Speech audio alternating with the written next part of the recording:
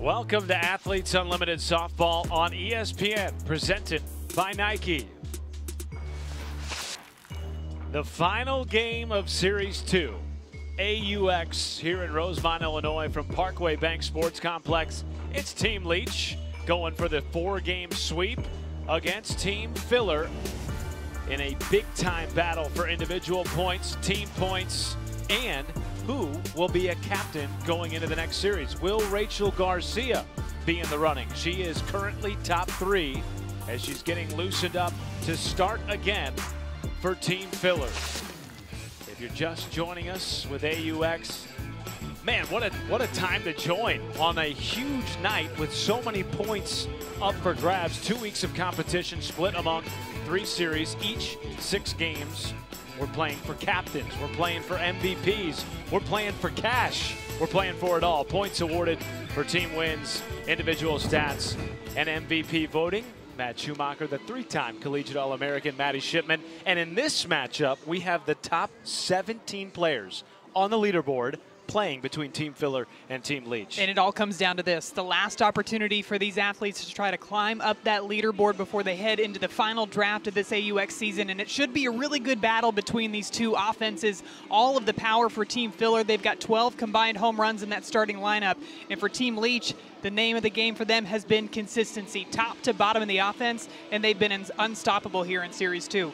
Well, let's take a look at the Team Filler lineup, led, of course, by Andrea Filler, who had back-to-back home runs in the first 2 games of this AUX season, has not homered since. Can she get something going tonight against Haley Wagner, who Team Leach thought they might have to use last game, but ended up being able to save her, Maddie, because her teammate Peyton St. George went a complete 7 innings. One of only 2 lefty pitchers here at AUX. You're going to see Haley Wagner getting the start for Team Leach today. Throws a screwball, curveball, and a changeup. She's going to work the ball both sides of the plate. She'll even throw the ball up and down in the zone. Only 3 strikeouts so far in her 12 innings pitch, but she is more of a pitch to contact type of pitcher. She's going to induce a lot of weak contact up at the plate. Weak contact, that has not been a theme. Series 2 of AUX. Offense has been the theme really for this entire AUX season. That being said, though, our last game was a 3-2 score, and Team Leach, big credit, by the way, to Peyton St. George, the first complete game that we've seen this season. She really held Team Taylor in check for those 7 innings. And now her teammate Haley Wagner trying to do the same thing and complete the first sweep of the 2023 AUX season. Peyton St. George in the last game was throwing a variety of different off speeds, some coming in about 54 miles an hour, some coming in a little bit faster at about 57, 58 miles per hour. And also the ability to move them in different directions too. That's what allowed her to be able to stay in for the full 7 innings of that ball game. And Haley Wagner hoping to do the same. Haley McClenny with an 0-2 count. Lines one into center field. Charging in is Andrews, and it gets past her to the wall. McClenny digging for 3, and she will hold with a leadoff 3-bagger to start the game for Team Filler.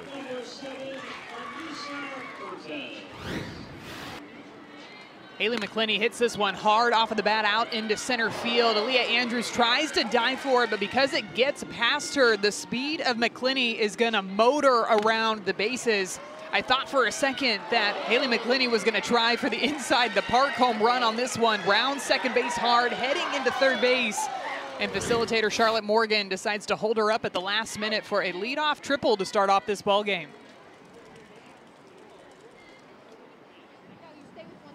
So already an opportunity to put the first run on the board now for Anissa Urtez and Team Filler. Remember, each inning is worth 10 points. The game is worth 50 total points. Every player on the team is awarded those 10 or 50 points.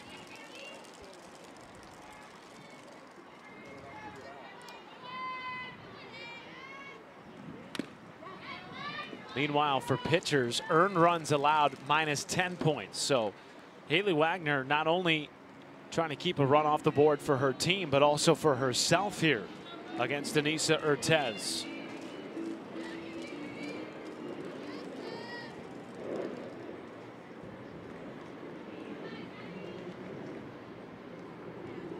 Urtez, hard hit off the glove of Sis Bates. And it is an RBI single for Anissa Urtez. Finds herself in an 0-2 count and gets a pitch up in the zone and smokes this one past Sis Bates, who's playing up because of the speed of Haley McClinney over on third base. A one-hopper past her, and already team filler with the 1-0 lead. Lorenz crushed right center field and gone. A 3-run first to start and still nobody out for team filler. And a 40-point swing for Amanda Lorenz.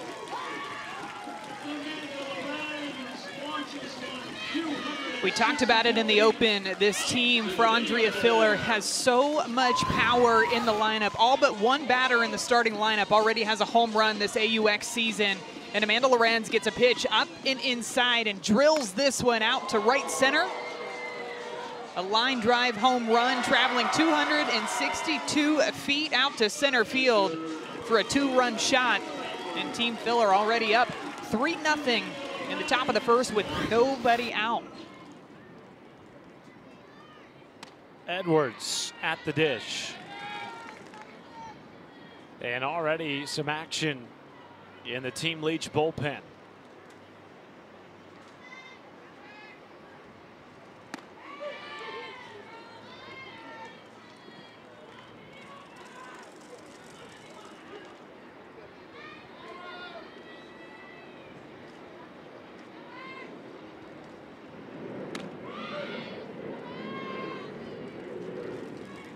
Curveball outside for strike 2 against Taylor Edwards.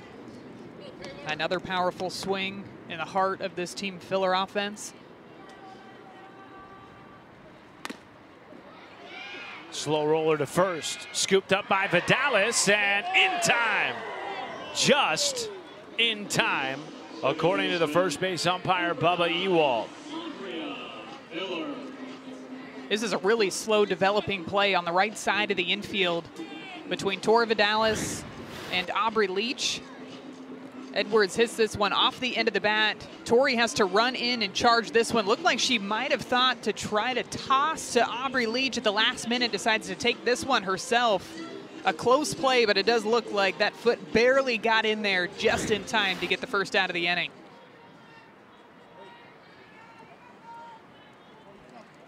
And now Filler, the team captain for Team Filler, as we send it down to Savannah. Thanks, Matt. I'm joined by Amanda Lorenz. Amanda, you said you went into that at bat, you had a plan, and you stuck to it. What was it? Just to hit something hard over the plate, and I'm not usually a first pitch hit swinger, but I saw what I wanted and tried to put a good swing on it. Okay, walk me through, what was this to Filler after the home run? Filler is my captain, so I salute her because she is my fearless leader. There you have it. Thanks, Amanda. Back to you, Matt. Thank you. Filler grounds out to third. That was Lorenz's second home run of the AUX season. And a 3-run lead to start. I don't know what you were expecting. This was not what I was expecting. Team Filler coming out and swinging the bats in the first inning. Well, they've got an aggressive mindset going up against Haley Wagner, a pitcher that's well known for keeping the ball around the strike zones, not going to give up a ton of free passes. And because of that, Team Filler is coming into this ball game saying, hey, if you bring it over the plate, we're going to swing and we are going to hit it hard. And Amanda Lorenz even mentioned she's not typically a batter that likes to swing the first pitch of the at-bat, but she got a pitch that she was looking for and jumped all over it.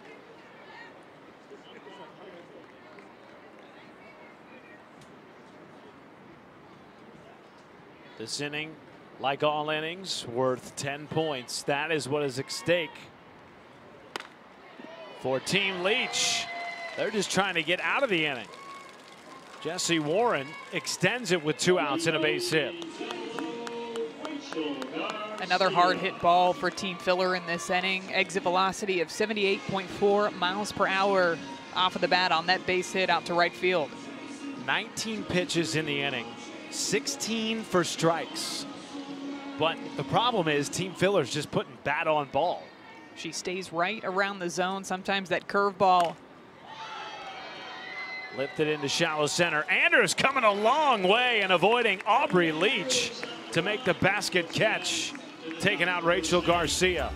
Amanda Lorenz, a bomb to right center. First pitch swinging in this at bat sends it over the center field wall.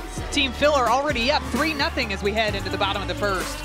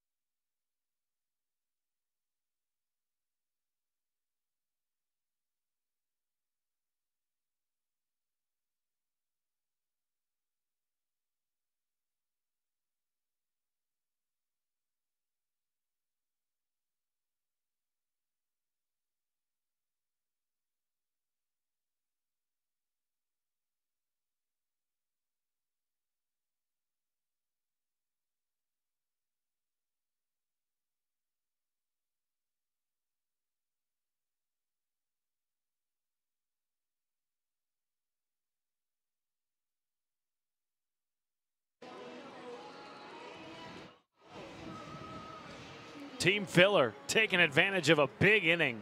3 runs on 4 hits thanks to a homer by Amanda Lorenz. And as we take a look at the starting lineup, Team Leach has their work cut out for them. Typically, it's been Team Leach jumping out to the early lead. Aaliyah Andrews and company, though, playing from behind to start. And they're going to be going up against Rachel Garcia, who's been one of the most consistent pitchers that we've seen here at AUX. Going to try to protect this 3-run lead that her offense just gave her in the top of the first inning. Garcia has been so efficient out in the circle, working with that high velocity. She's been throwing the changeups down in the zone, working the rise ball up and underneath the hands. Another look at the changeup there. Curveball has had some really electric movement on it as well, freezing up batters. And she has looked good here through the start of AUX. Variety of different pitches. You're going to see all of them throwing with really good velocity. Working in that drop ball too for a bit of a change in speeds and directions from her usual pitches.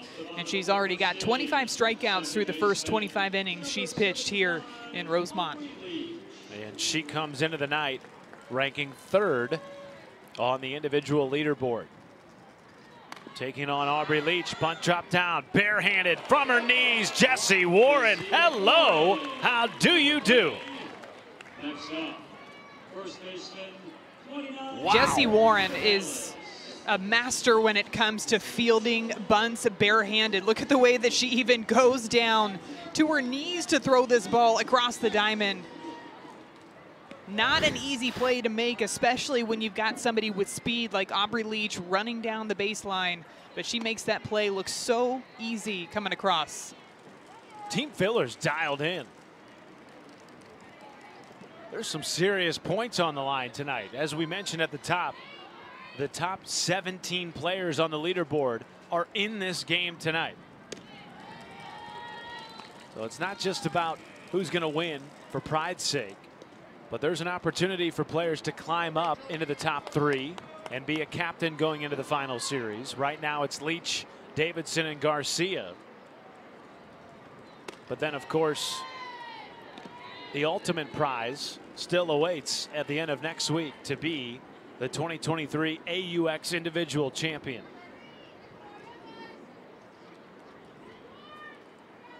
And We've already seen players, including Aaliyah Andrews, move up a whole lot. Warren deep in the hole. Backhanded throw and play by Warren.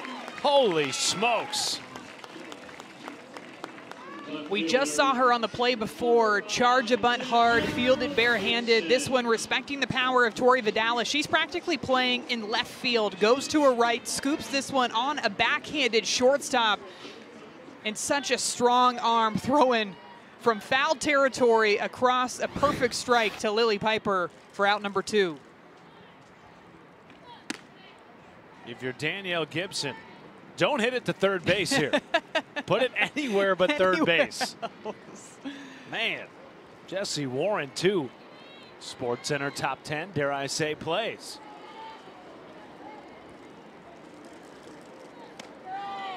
Put her on SC top 10. We've already had 3 of them, but they were all outfield plays. She probably heard us talking all about the outfielders in game 1 and said, you know what, us infielders can make some stellar plays as well. Gibson takes a strike. 2-1. Only 8 pitches in the inning for Garcia, who went almost the distance on Monday night.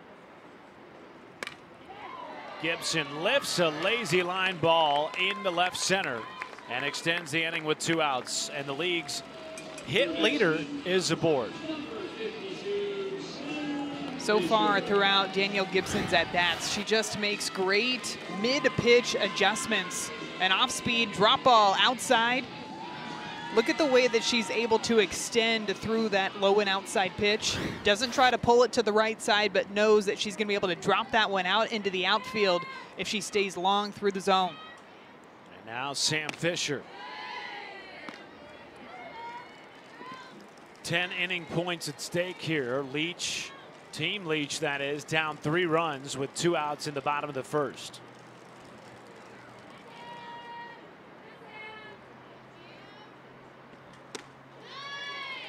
They need 3 runs to tie and roll over the points to the second inning. 4 runs to win it.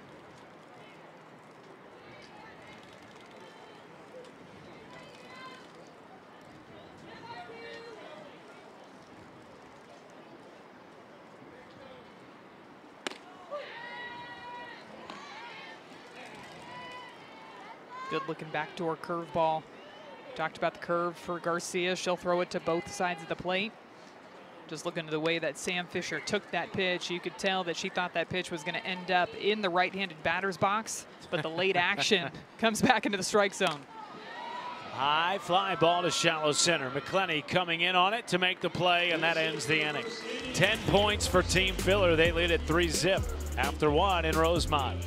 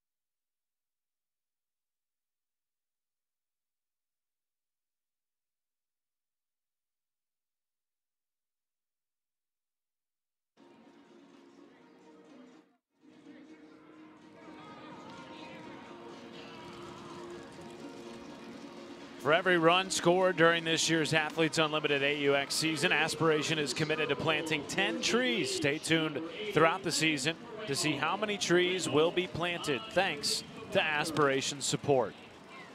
And we are now joined by Aspiration executive Kevin Foley. Kevin, thanks for joining us on a Wednesday night. Yeah, thanks for having me. What message do you think Athletes Unlimited is sending to the sports world by becoming carbon neutral and partnering with Aspiration? Yeah, so first off, I just want to say that Athletes Unlimited is going above and beyond what any other sports league is doing by going carbon neutral.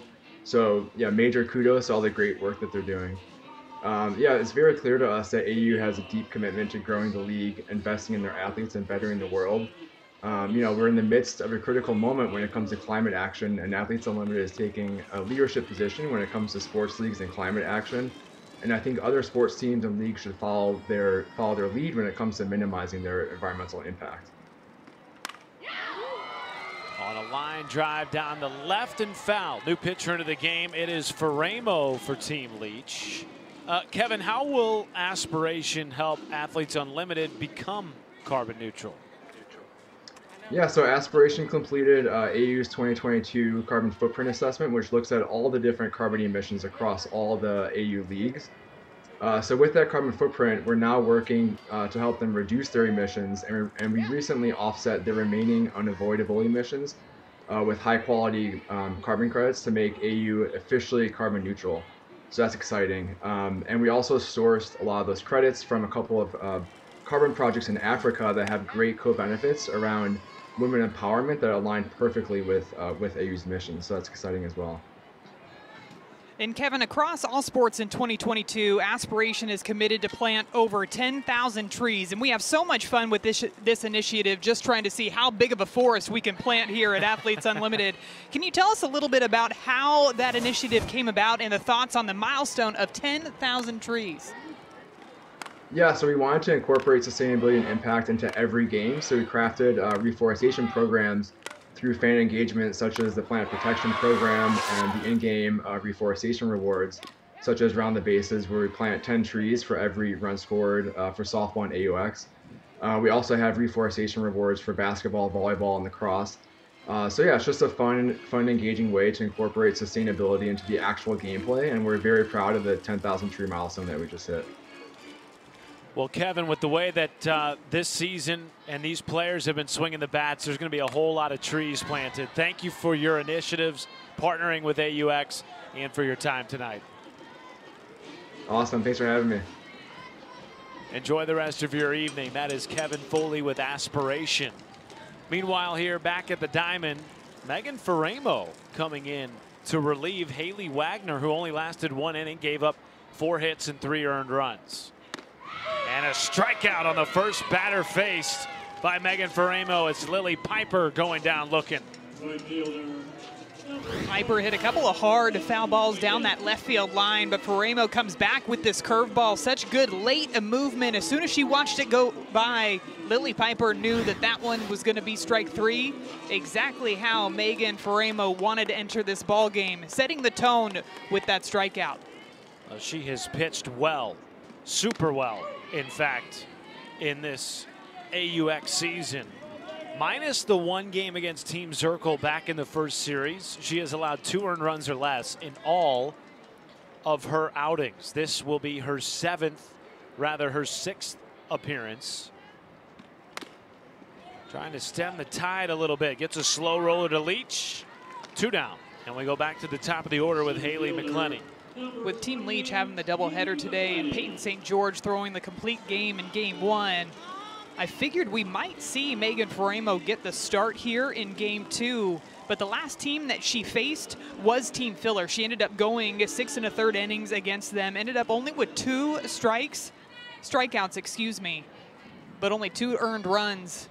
And after the hard contact that they were making off of Haley Wagner, Aubrey Leach decides to make this change early in this ball game and bring in Faremo. And there's a look at Peyton St. George, who was fantastic in Game 1, the first pitcher here in AUX to throw a complete game. 6 strikeouts in 7 innings and only 2 earned runs allowed.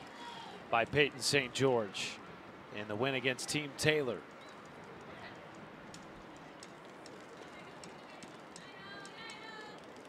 And yes, she is all smiles because she jumped from the 40s on the leaderboard into the top 18. 2-out base knock for McClenny. She's aboard for the second time tonight. It's a really nice 2-strike swing there by McClenny. Gets a pitch outside, a rise ball that's tailing away from her barrel. Such good hand-eye coordination. Always seems like no matter where the pitch is, no matter what speed it is, Haley McClenny finds a way to drive it back up the middle. Here is Anissa Urtez. Singled and drove in a run off Haley Wagner back in the first.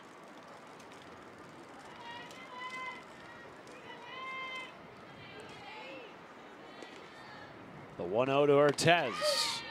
A strike at the belt.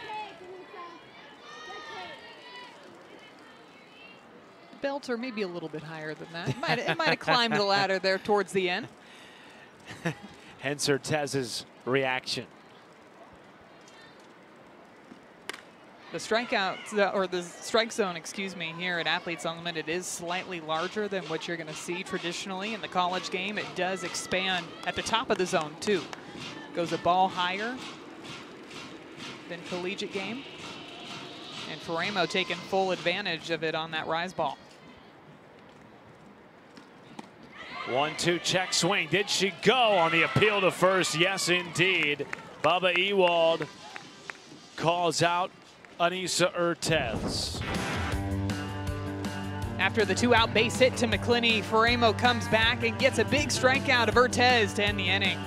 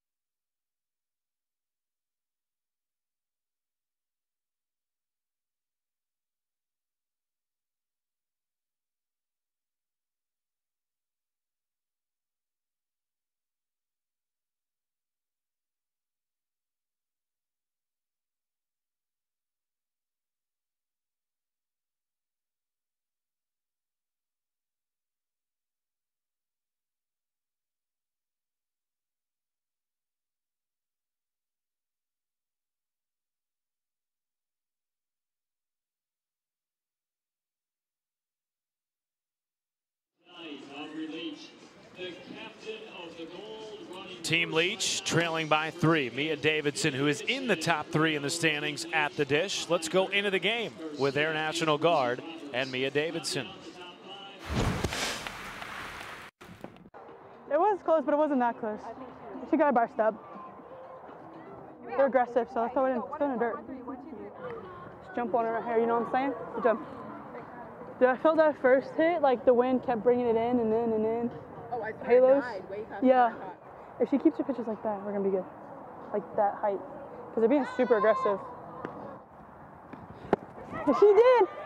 She go.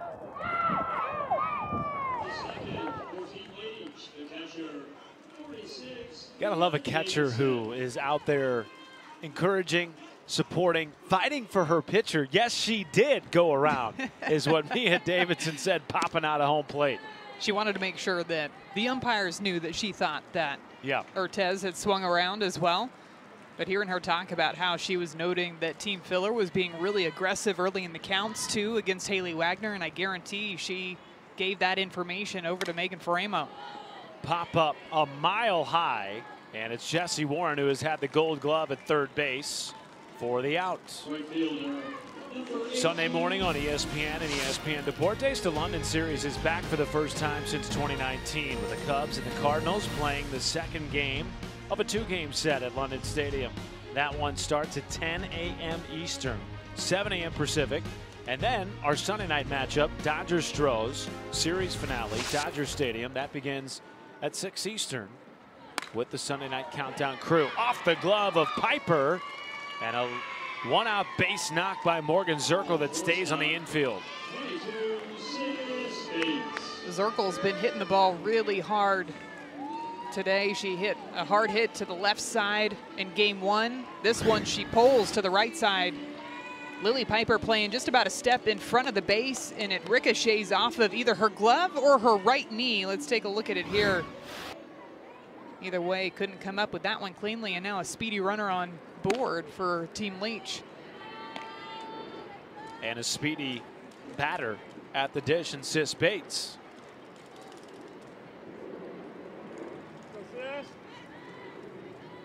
Frankly, there's speed all up and down this lineup, but particularly towards the bottom for Team Leach.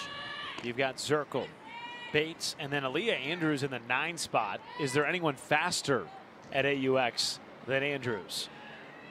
Not the team that you want running a lot of bases if you're playing against them, and that's been a strategy for them coming here into Series 2, is to try to create chaos on the base paths, maybe take an extra 60 feet. We've seen some delay steals by them as well. They want to continue to put pressure on that defense when they're running the bases. So we take a look at Aaliyah Andrews over in the dugout getting ready to bat. By the way, that last ruling an error on Lily Piper. So still only 1 hit allowed in this game by Rachel Garcia, who, as we mentioned earlier, went 6 scoreless innings against Team Taylor back on Monday night. Looked like she was going to go for a complete game shutout, and then Taylor just started teeing off. Ultimately scored 3 runs on Garcia, knocking her out of the 7th and winning that game, scoring 7 runs in the 7th. Yeah, she was cruising through those first 6 innings of the ball game, ended up tallying 7 strikeouts in those 6 innings. And then after a double and a single to the right side, they decided to make the pitching change, and Team Taylor just poured it on.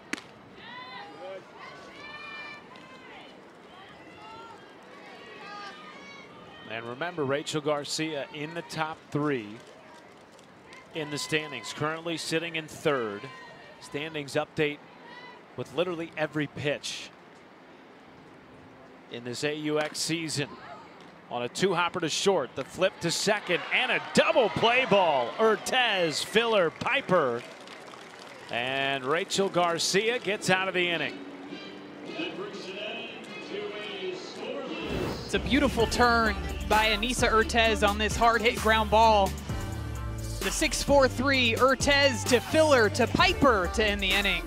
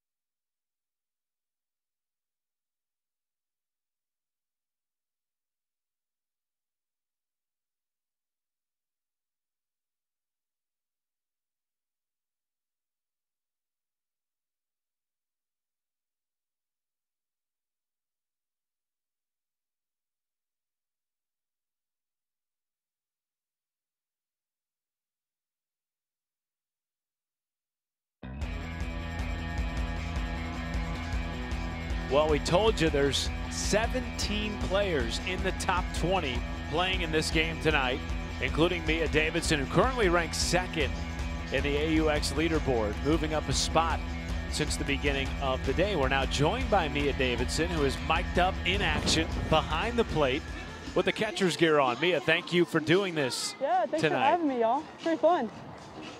Have you ever done an interview before during a live game with catcher's gear on? I can't say I have, so this is going to be interesting. It's going to be interesting for us, too. Amanda Lorenz is due up. Her last at-bat, she hit a home run. Obviously, that was against Wagner. Now it's Faremo in the circle. What did you tell Faremo about how to pitch Lorenz? You know, I just told her to keep it where she needs to do it, you know, and just make adjustments in her pitches and trust that we're going to do it right now. Don't want to say too much just yet. Well, no, because I think if you whispered, Lorenz could hear you right now. Exactly, like a pin drop. Hey, good spot, good spot. And Mia, we got a chance to listen to you talk about how you noticed that Team Filler was being very aggressive early in counts off of Haley Wagner. How much does that change your approach to pitch calling now as we go through the rest of this ball game? Yeah, I think it changes it a lot because you got to understand that if they do that, you can make it a little wider if you need to. Like when you get her to pitch and stuff. So I just had that conversation with Megan, knowing that since they're doing that, might as well try it and see what happens. And it's been working, so let's keep doing it. Fly ball to right field. There you go. You told us. You knew it before we knew it. It was a foul ball. Hey, conversely, on the other side, we heard you mic'd up before we came to this inning, talking offensively about Rachel Garcia kind of keeping the ball elevated, you feeling like that could be advantageous for your bats. Why is that? Yeah, I think because she has two speeds right now. So when we're doing it, just adjusting to it, she's just kind of going with one right now. So there you go. There you go, there you go. Yes! Good, Meg. Yeah, as I was saying, you know, knowing her speeds, what she's throwing right now, I know she's really good at making adjustments during the game with specific batters. So me and Tori Vidalis are really good about talking about that and making adjustments. She really helps me a lot with that. Mia, thank you for your time. We're going to stop peppering you with questions, but we're going to leave your mic open. Yeah, definitely. And let you lead us. Appreciate it. Here you go, here you go. Yeah, Meg.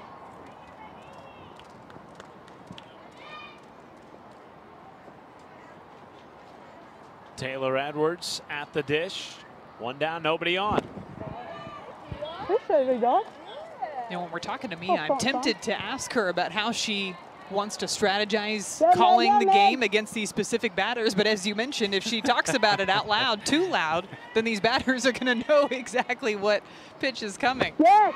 Well, you said before we came on the air to Mia, I'm not going to ask you what pitch you're calling because I don't want the batter to hear. And she said, but I could do a little reverse psychology. Right on the outside. All right, thank you. That could have been interesting. That could have been interesting. Maybe we should have tried it. Yes, there you go. Yeah, Meg, yeah, Meg.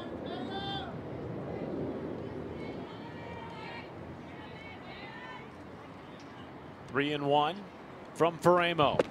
And it misses inside for a walk. And now Andrea Filler. And even after that walk, she's still coming out, communicating with Faremo, saying she liked that location, maybe just wants it up a bit more, but even talking to the defense about rolling up a double play here with Andrea Filler coming up. Filler, the team captain.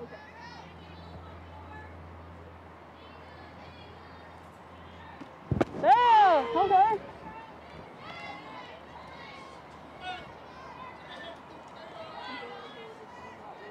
It's all good. Yeah, me either.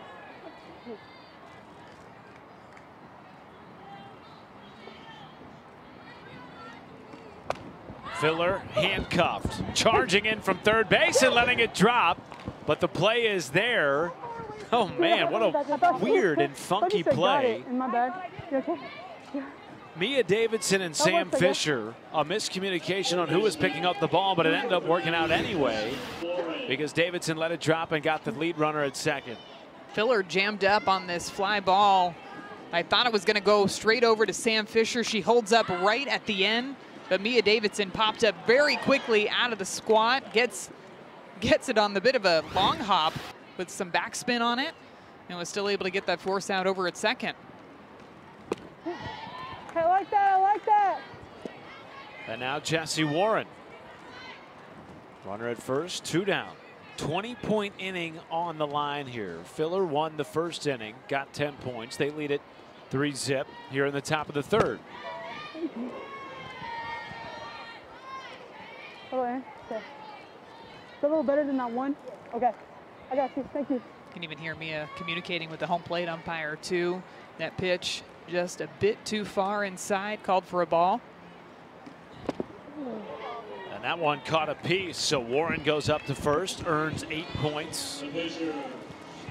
And she's now collected 18 points at the plate today with that single in the first and now a hit by pitch in the third.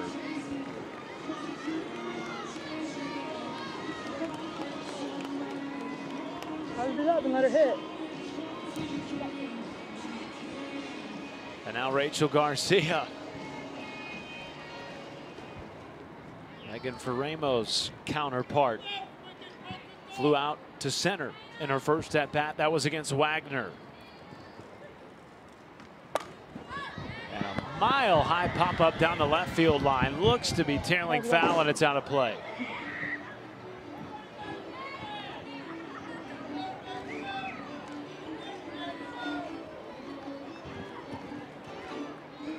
One of the things that's so interesting to me about this league is the dynamic between catchers and pitchers, how quickly they have to learn one another with the redraft every 4 days or 5 days. It's pretty impressive. I think throughout the season too, they have to think about these pitchers from a different perspective. You might be on the same team as Megan Faramo 1 week and calling pitches. The next week you might be hitting against her. So these catchers getting to know the pitchers throughout the season, not just when they happen to be on the same team.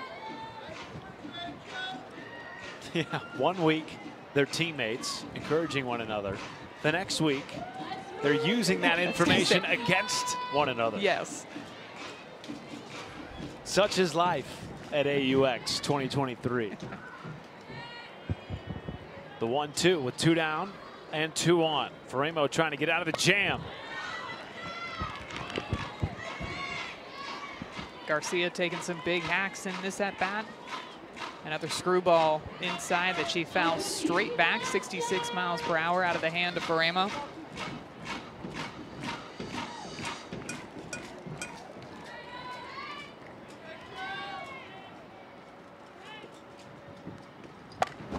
And again, Garcia fouls it off. A tough AB here from Rachel Garcia. It's trippy right now. I'm not going to. That would be nice. You think these two have a little bit of ribbon going on between them? Still waiting for Mia to use a little bit of that reverse psychology. That's right.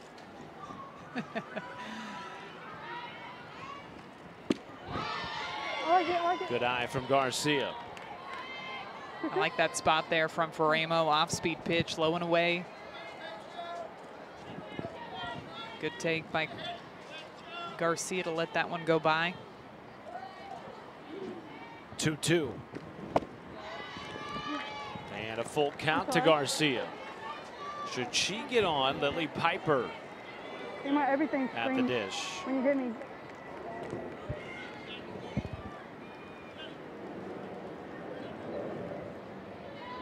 Eighth pitch of the at-bat coming. Strike 3 called on the outside corner. How about that call from Mia Davidson? And Faramo is pumped up, getting out of the jam. Faramo goes with the curveball away. 2 runners on board. Mia Davidson calls it, and she loves it after that strikeout, looking to end the inning.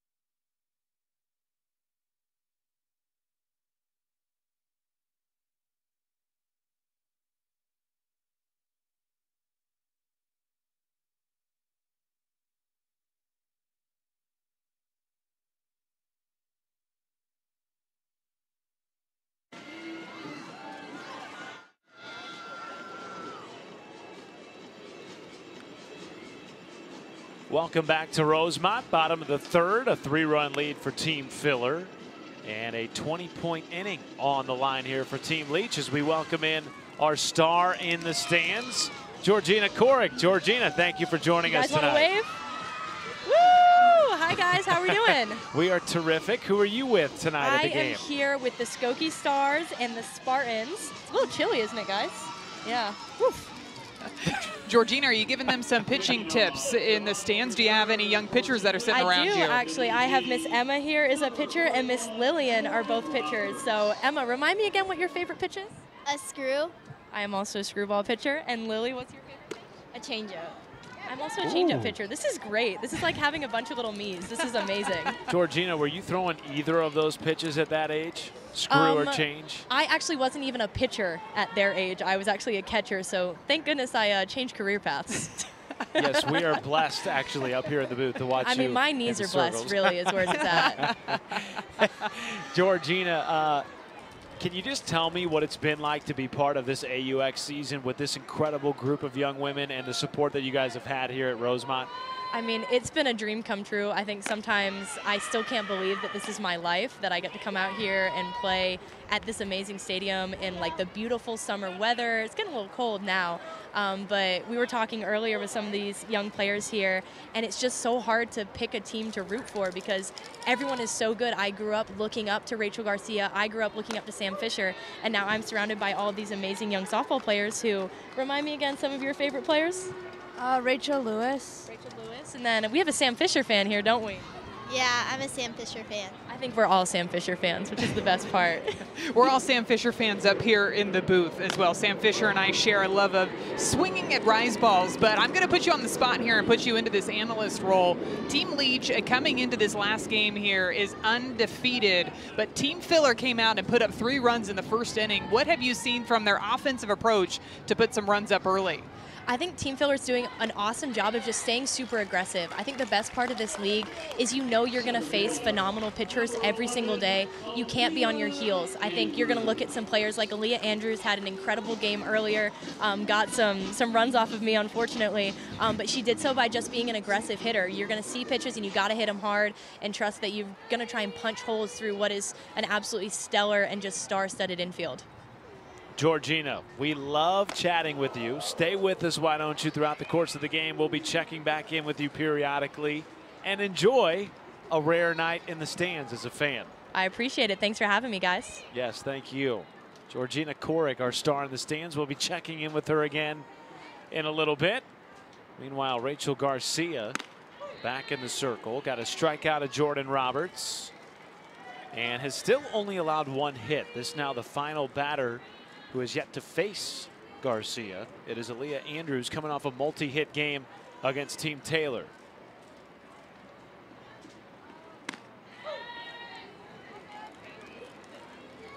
Another good-looking backdoor curveball. That curveball has been working so well for Garcia to both sides of the plate. We've seen her throw the back door to the righties and now to the lefty Andrews. Andrews to third. It's Warren. 2 down. 77th annual NBA draft tomorrow night from the Barclays Center in Brooklyn. Barring a trade, the Spurs will have the first pick, followed by the Hornets and the Blazers. Our experts project Victor Wembanyama to go to the Spurs, then Scoot Henderson, then Brandon Miller as the top 3. Draft coverage begins 7:30 Eastern on ESPN right after SportsCenter, and you can catch the draft ABC, ESPN, ESPN Radio. And a 1-2-3 inning for Rachel Garcia. Looking awfully like similar to how she did on Monday night. Went 6 scoreless to start.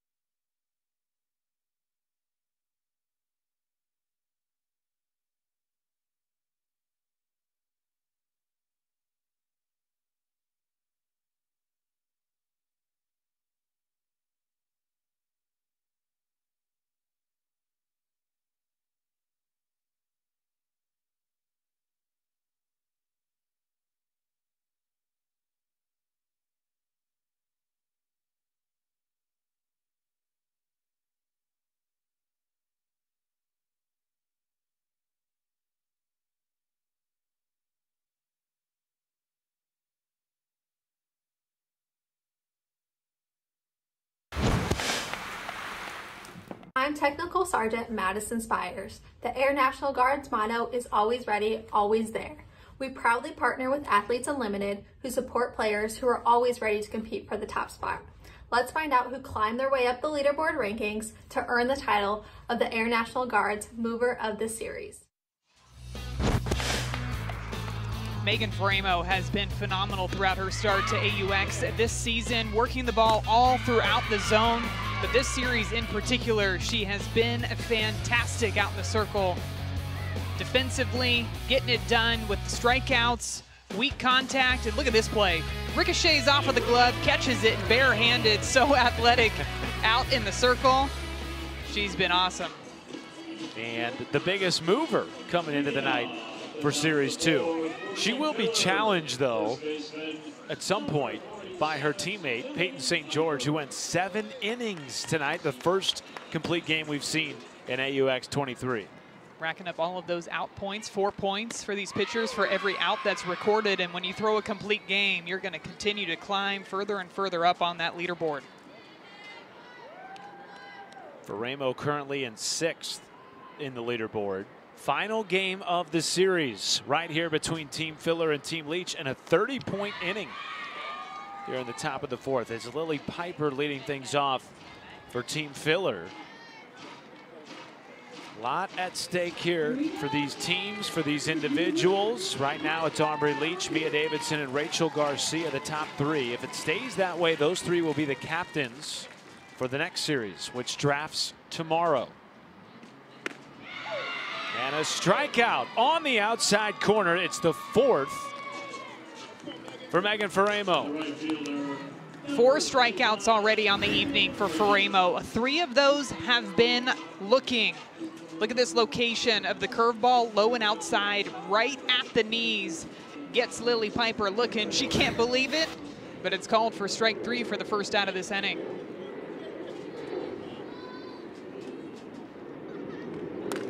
Wiggins, a pop up to shallow center, and gliding over, Aralia to make the play. 2 gone. Experience the action of AUX softball in person here in Rosemont. Join us this Saturday for Little League and Youth Day at 11:30 a.m., 2 p.m. Central, with the first 250 fans getting an AU tie headband.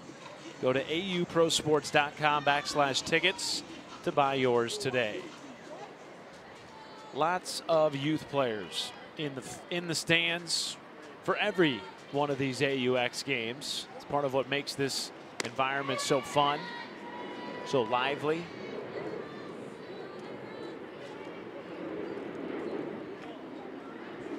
And it's always the youngsters that hang on to the souvenir. And tonight it's those hand clappers. Ah, yes. We've been hearing those all day long. Saw even what looked like a young softball player, a pitcher, getting her warm-up reps in the stands too. The work never ends. I think I saw you kind of sneak one into your bag before the hand clapper or a softball? Both. Maybe both. Maybe. Maybe both.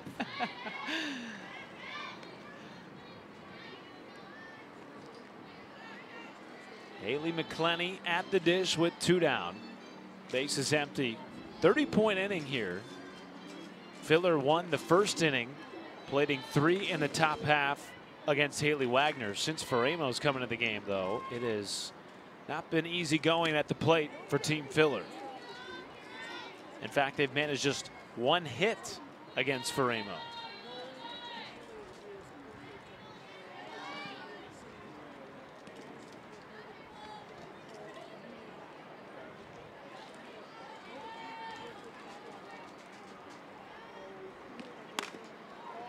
Sharply hit ground ball foul by McClenny, who has a single and a triple and a run scored.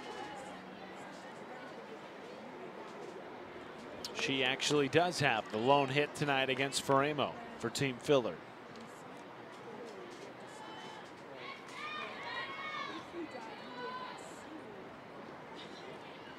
Two from Faramo. Just missed. Davidson doing her best to frame it up. It's a really good spot by Faramo. Looks like the same location that struck Lily Piper out earlier in this inning. Of course, Piper being a righty, McClenny being a lefty. Maybe called a bit inside to the lefty. Right back up the middle and through. And a 3-for-3 night through 4 innings for Haley McClenny at the top of the order. And for Team Filler, it continues now for Anissa Urtez.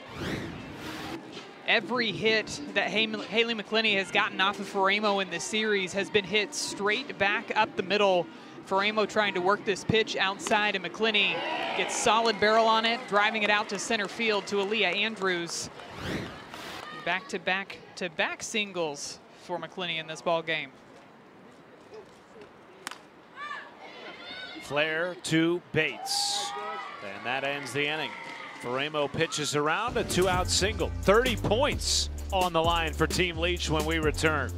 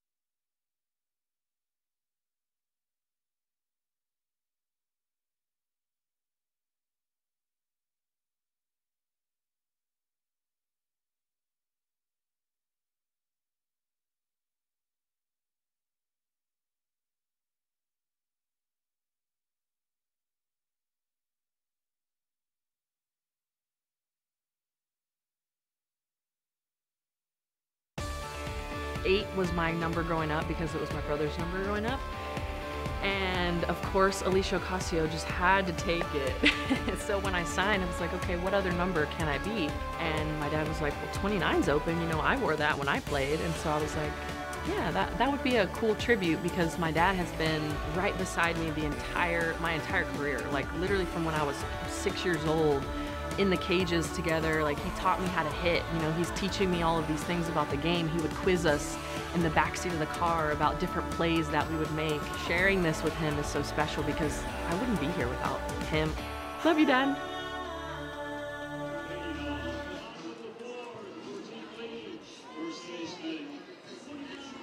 And Tori Vidalis leads things off here in the fourth with a 30-point inning on the line.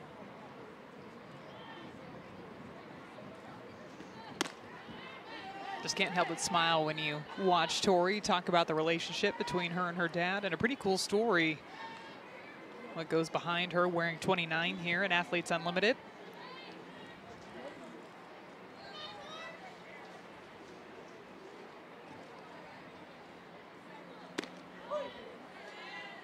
She is one of just 2 players to register a hit in every game this season. The other, Danielle Gibson, coming into the day. Tori Vidalis 0 for 1 to start against Rachel Garcia. Hit it harder last at bat, but another fantastic play made by Jessie Warren, who's practically playing out in left field over down the third base line. Had to go to her backhand to make the play.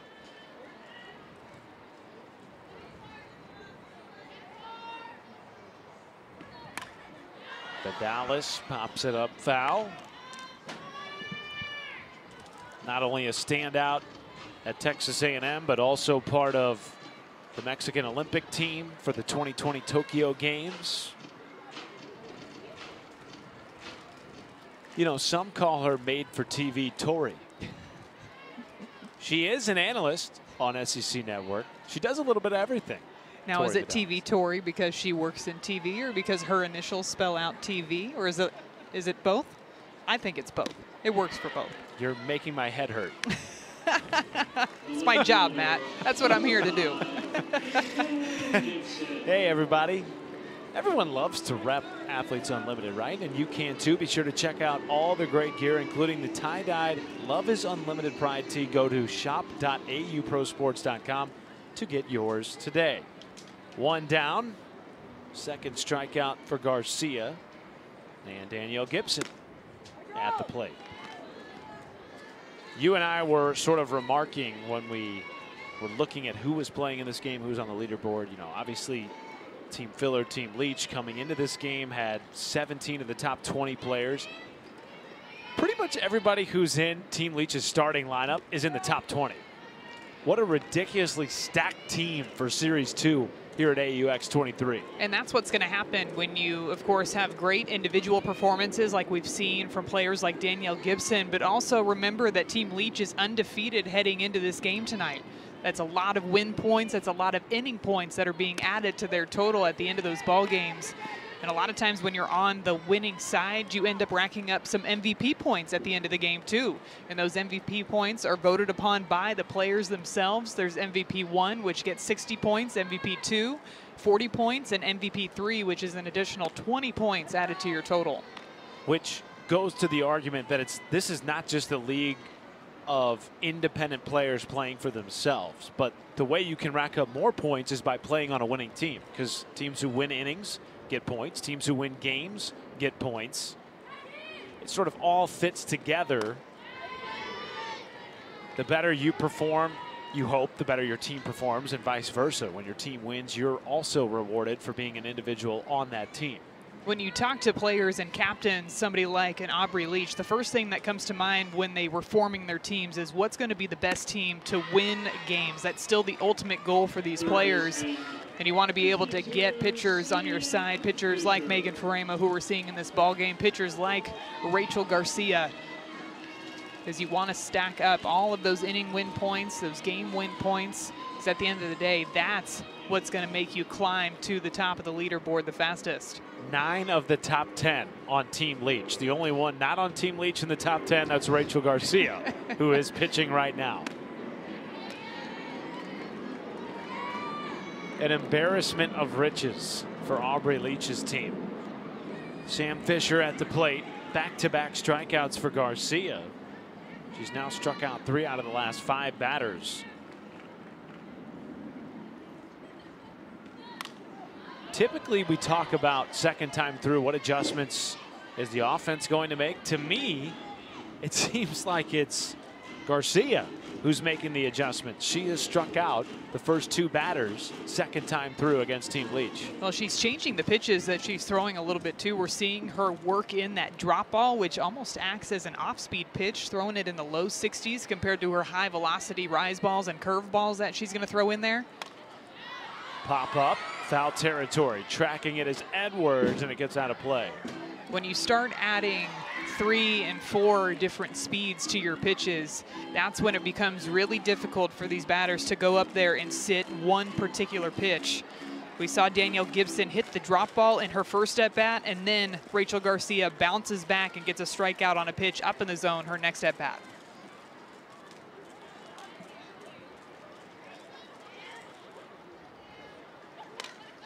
You think she heard Mia Davidson talking to us about how she feels like there's an advantage for Team Leach since Garcia is elevating her pitches? Not so fast, Mia Davidson. Maybe she heard it, or maybe that was the game plan all along, was to start with the pitches up in the zone and then the next time through start to work them a little bit lower. Garcia's own version of a little bit of reverse psychology on Mia Davidson. And I think all these pitchers here have a little bit of that too when it comes to adjusting throughout the ball game. They're taking note of what types of swings these batters are taking off of them in the box, which pitches they're going after. 50th pitch of the game for Garcia, a pop-up. Edwards couldn't find it in the lights, plus the wind swirling around here in Rosemont. It's been blowing in heavily all day. And Madison, it looked like in the beginning, Edwards had a good beat on it, and then as it just hung up there, look at this. I'm pretty sure this ball started in fair territory and then drifted back into foul territory. Edwards was trying to track it all the way. Typically, the corner infielders are going to have the best read on that, but they're playing way back behind the base, so Edwards was the only one that had a shot to try to catch that ball.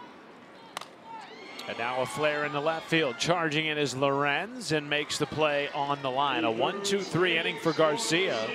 She has now set down 7 in a row. We move to the 5th for a 40-point inning next.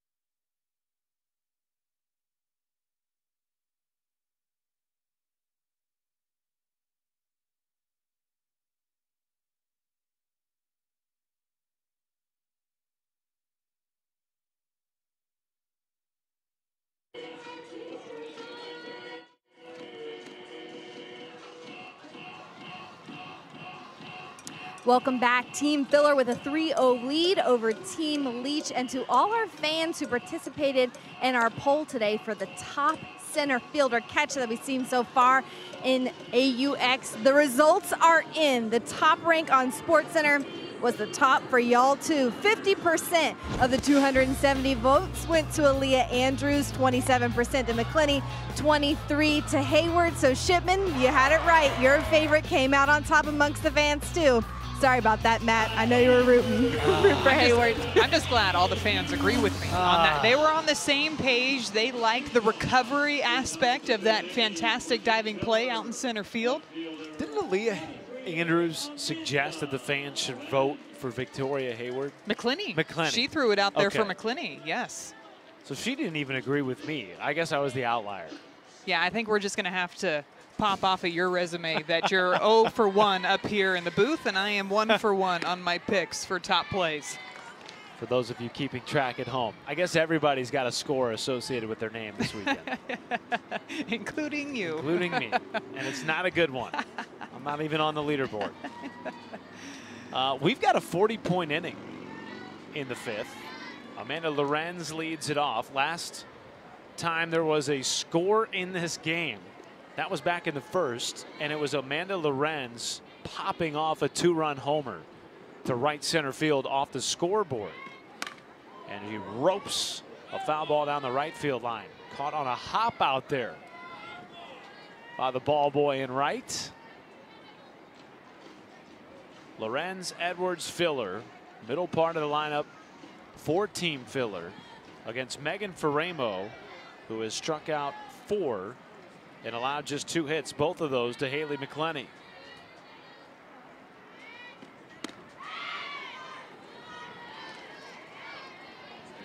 It's a good looking pitch outside, a pitch that we've seen called for strikes throughout this series. Goes with that screwball away to Lorenz. Called for a ball and brings his count back to even.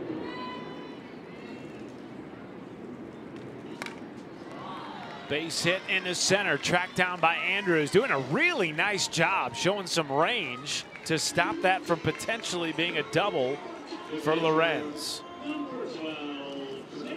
Leadoff batter is aboard. Sunday morning on ESPN and ESPN Deportes, the London series is back for the first time since 2019, with the Cubs and the Cardinals playing the second game of a 2-game set at London Stadium. That one starts at 10 a.m. Eastern. Then Sunday night, it's the Dodgers and the Stros. Coverage begins at 6 Eastern on ESPN with Baseball Tonight's Sunday Night Countdown.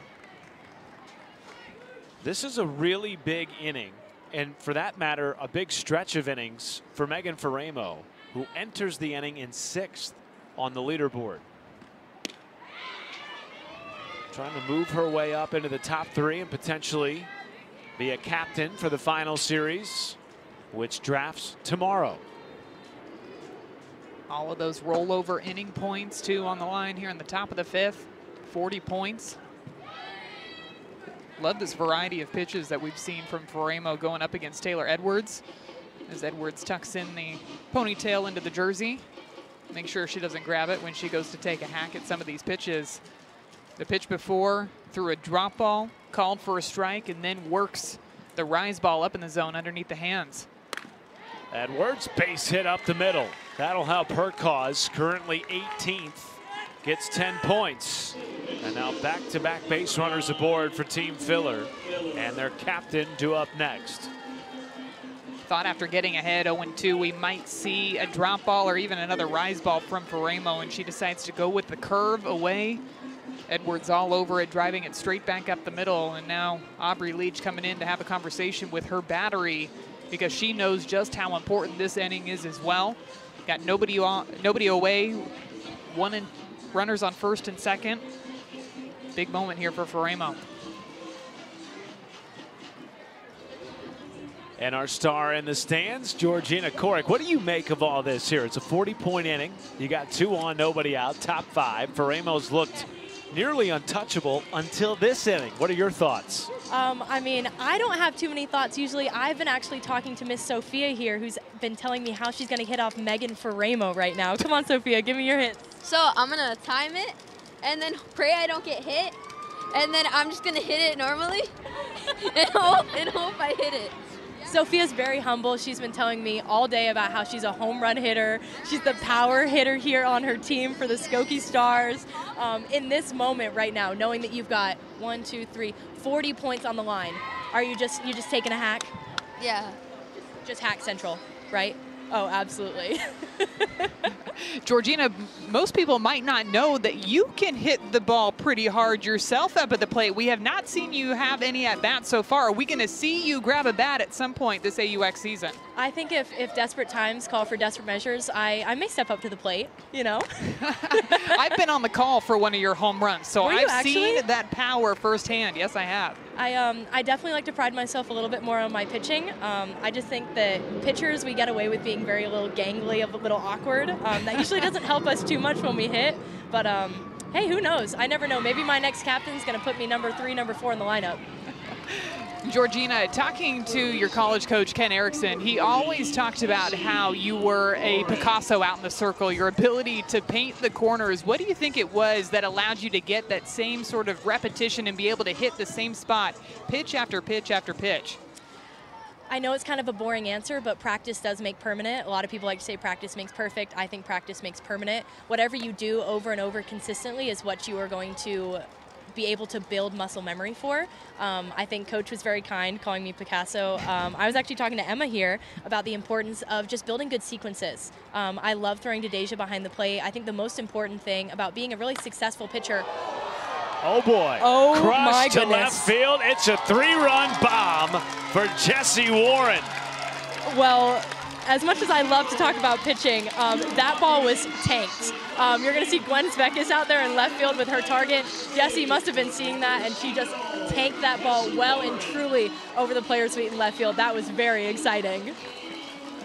So the runs in this game have come off monstrous homers. Look at this one from Warren. This is an 0-1 pitch, a screwball inside Georgina that she gets her barrel out in front of. Exit velocity of 77.8 miles per hour off of Jessie Warren's bat, traveling over 263 feet towards that target out in left field. A huge shot for Team Filler here in the top of the 5th inning. Shout out Gwen Svekis. Love the target. I think she painted that today when she came in, so already going to good use. Fly ball out of play from Garcia with 1 down and the base is empty. There is Gwen with the target. He hit the target for a round on me. We love Gwen. Jesse Warren collect on that later on tonight or tomorrow?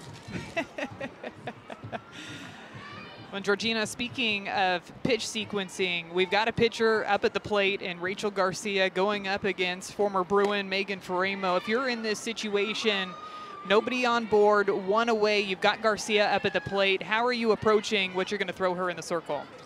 I actually love throwing against Rachel because she really challenges me to think outside the box. As a pitcher, we were talking about sometimes you go into the box and you start second guessing what you're going to do because you know what you would throw in that situation. I'm doing exactly what Faremo's done just there, changing speeds, keeping her uncomfortable, because knowing that Rachel Garcia has so much power, you've really just got to keep her guessing.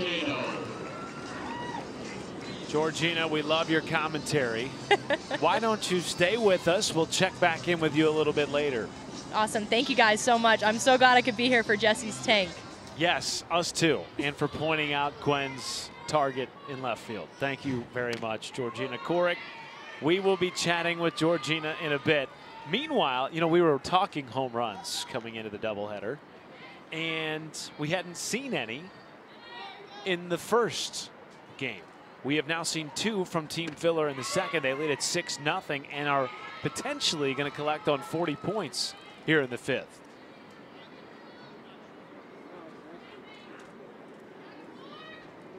Here is Courtney Gano. This is her first at-bat of the game. Came in as a defensive replacement. And she tees off on a left field fly, and it's foul.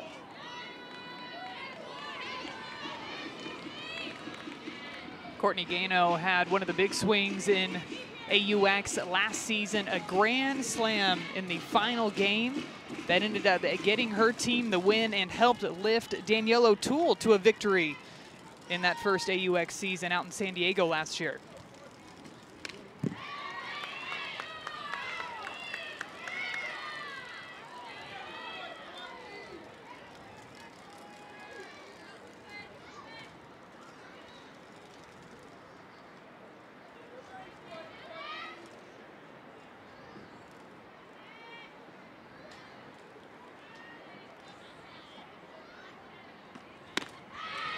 Gano waves at the 1-2, and Faremo gets out of the inning, but not before she gives up a towering shot to Jessie Warren. Jessie Warren with 2 runners on base takes a screwball inside and launches it way out towards left field.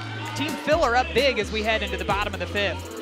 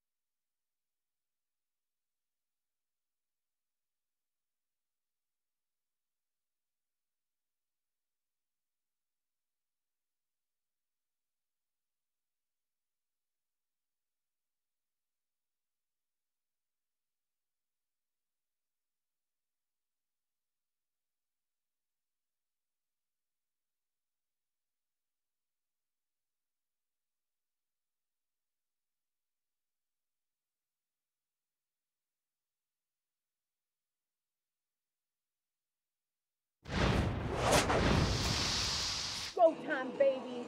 We will not give in, okay? Will not. We will not give in. Repeat, we will not give in. We will not give in. We're gonna fight every pitch. We're gonna fight every pitch. We're gonna fight every pitch. We're gonna fight every pitch. And we will win. And we will win. Hey, way to come back. That's a great job. Good job. Yes! I'm not letting go. Okay, we can one. That was awesome. Yes, thank you. The energy on Team Filler tonight, we talked about it coming into the game, right? With the way that they were so aggressive, swinging at Wagner to start the game. It was a triple, a single, and a home run. And the same thing in the fifth. A single, a strikeout, and a home run. And they lead it by 6. And if Garcia can close the door here, it's a 40-point inning for Team Filler. Amanda Lorenz almost had us cheering along with her very forceful cheers over there in the dugout for Team Filler. I will not give in on this broadcast tonight. Davidson looks at a strike. You have my word, Madison Shipman, my teammate up here. Oh, that was a good one. Garcia going to work here on Davidson. Gets a little roller to Warren, charging in, scoops, throws, and gets the out from third base. Warren has been lights out tonight in the hot corner and at the plate, does it again. The reason why she's able to play so far back behind the base is because she charges the ball and makes plays on the run like this. Not an easy play to make when you're playing practically out in left field, a slow developing ground ball. She keeps her momentum moving and also throws across her body to get this throw over to Courtney Gano in time to get Mia Davidson out for out number 1. Warren has moved up to 7th in the AUX leaderboard. Now playing in on Morgan Zirkle at the plate.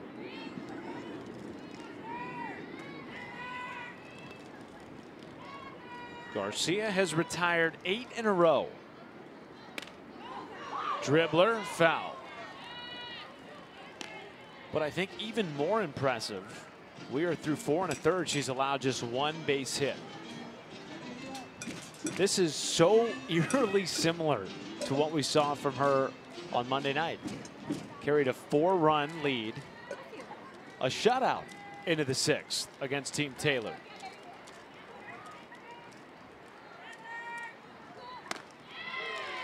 The consistency that you see from Rachel Garcia is another reason why she's up there in the top of our leaderboard here at AUX. Every time she's going out there, you're seeing her competing, throwing close pitches to the strike zone, moving the ball well throughout the zone, spreading her pitches, setting her pitches up well. She's pitching like she wants to be one of the 3 players to draft her team tomorrow. Been impressed with that drop ball too. It's just that third different speed that she throws out there, moving down in the zone. Completely different from what you see from the rise ball and the curveball combination you're so used to. Her 1-2. Zirkle handcuffed, knocked down by Warren, bare hands it off the turf, makes the play at first base. Jessie Warren, what can't she do at third?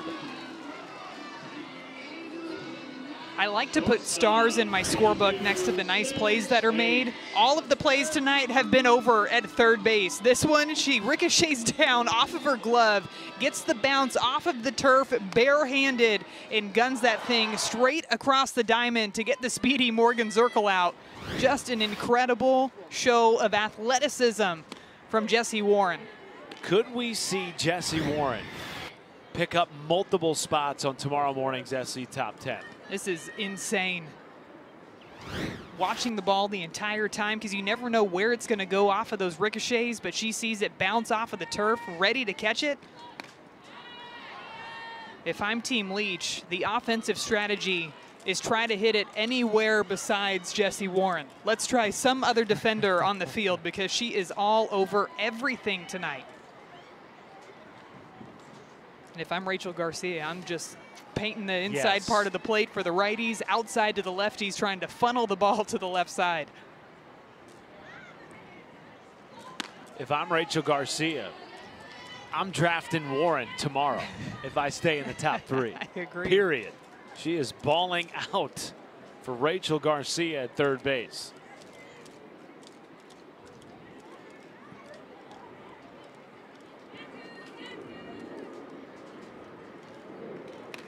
One, two, pop behind home and foul. Her bat's looking pretty good too with her 3rd home run so far this season for Jessie Warren. Yeah, that was a moonshot. I forget what Georgina Korick said it was. She had a verb. A tank. A tank. A tank. I guess that's an adjective. A tank. I'm going to have to take that and use it in my vernacular going forward.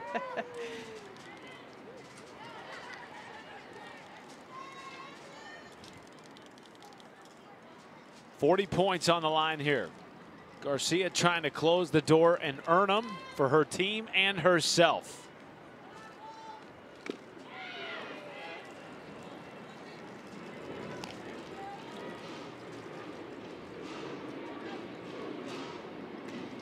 The only player ahead of Rachel Garcia in the AU leaderboard is Aubrey Leach, but it is a tight race, 922 to 906 in favor of Leach. The 2-2.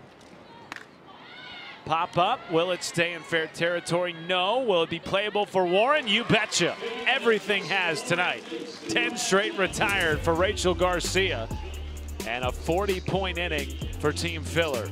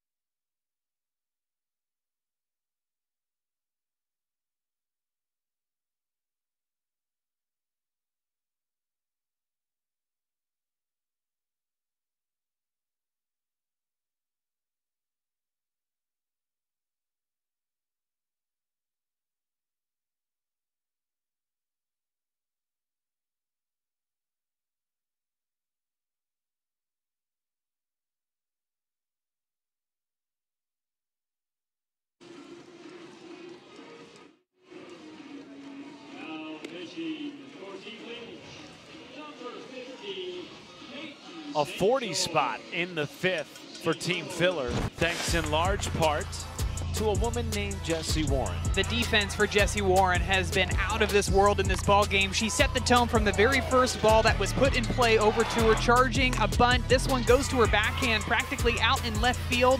Has to charge this one and throw it across her body on the run. And then how about this play? The ricochet off of the turf, picks it up barehanded and fires it across the diamond.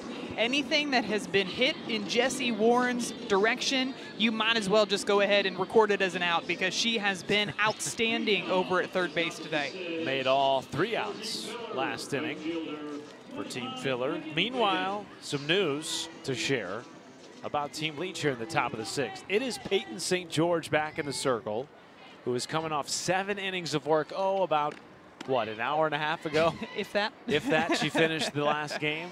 First complete game of the AUX season, and she will be tossing to Jordan Roberts, replacing Mia Davidson behind the plate. Already in this ball game, you're seeing exactly why Peyton St. George was able to go the distance in game 1 of today's doubleheader, and it's because of her off-speed pitches. Through those 7 innings, only gave up 6 hits, 6 strikeouts on the afternoon. Right back to St. George, and the flip to first in time. Athletes Unlimited and Topps have unveiled the first ever set of trading cards that feature all 4 Athlete Unlimited sports combined in one set. The 200 card base set features 185 athletes from the 2022 seasons and are available at major retailers such as Target, Barnes & Noble, hobby shops, and through Topps.com. You can tell how often I frequent Barnes & Noble from that read. Here we go. Top 6 back to the top of the order. It is Haley McClenny with the bases empty. We were talking about Megan Faramo being one of the big movers final day of Series 2. I'm not sure by the end of the day that anyone will have moved up more than Peyton St. George. Faramo still getting loose out in that Team Leach bullpen, but St. George was phenomenal. We just do not see complete games being thrown by these pitchers very often in this league because of how good these offenses are. When you're able to go the distance and rack up 4 points for every out that's recorded, plus get your team the win, that's when you start to really launch up towards the top of that leaderboard. Peyton St. George has moved up 17 spots today. And to your point, with 4 points for every out recorded, she has an opportunity to move up some more. She is not far behind Danielle Gibson in the 8th spot. Right back to St. George, and another 4 for her. 2 down in the 6th. Coming up tomorrow night, it is the 77th annual NBA Draft from Brooklyn. We expect the San Antonio Spurs to pick up Victor Wembanyama, then Scoot Henderson and Brandon Miller to the Hornets and Trailblazers respectively. You can catch coverage beginning at 7:30 Eastern on ESPN right after SportsCenter.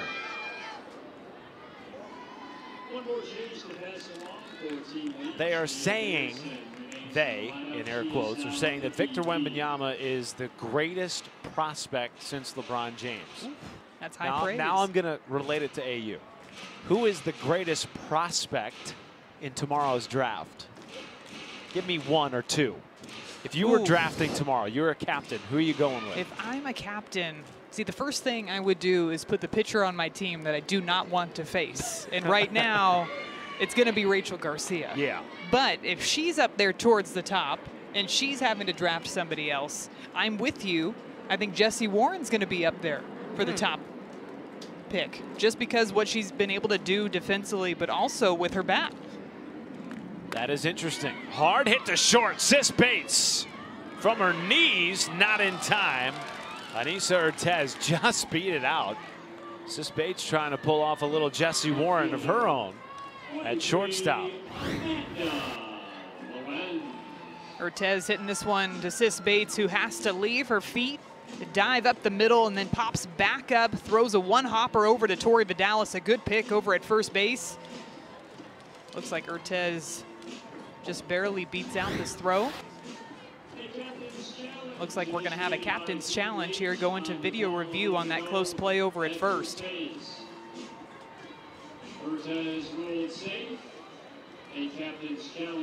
The ball sort of died a little bit at the end of that throw from Sis Bates when it went into the turf, an all-turf field here at Rosemont.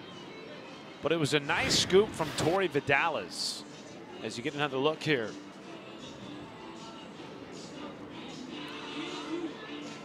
By the naked eye, to me anyway, Madison, it looks like Ty goes to the runner here. Yeah, I think her foot gets in there before Tori squeezes that throw.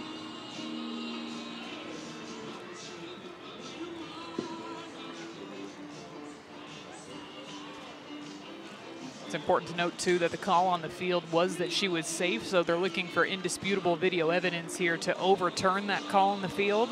But from what I'm seeing, it looks like Ortez beats this one out. And if that's the case, it is Amanda Lorenz at the dish, who has already homered tonight. That came all the way back in the first against Haley Wagner. And Stacy Newton says she is safe, so we will get a chance to see Amanda Lorenz. On the field upheld. Hers has a safe, and here's Amanda Lorenz.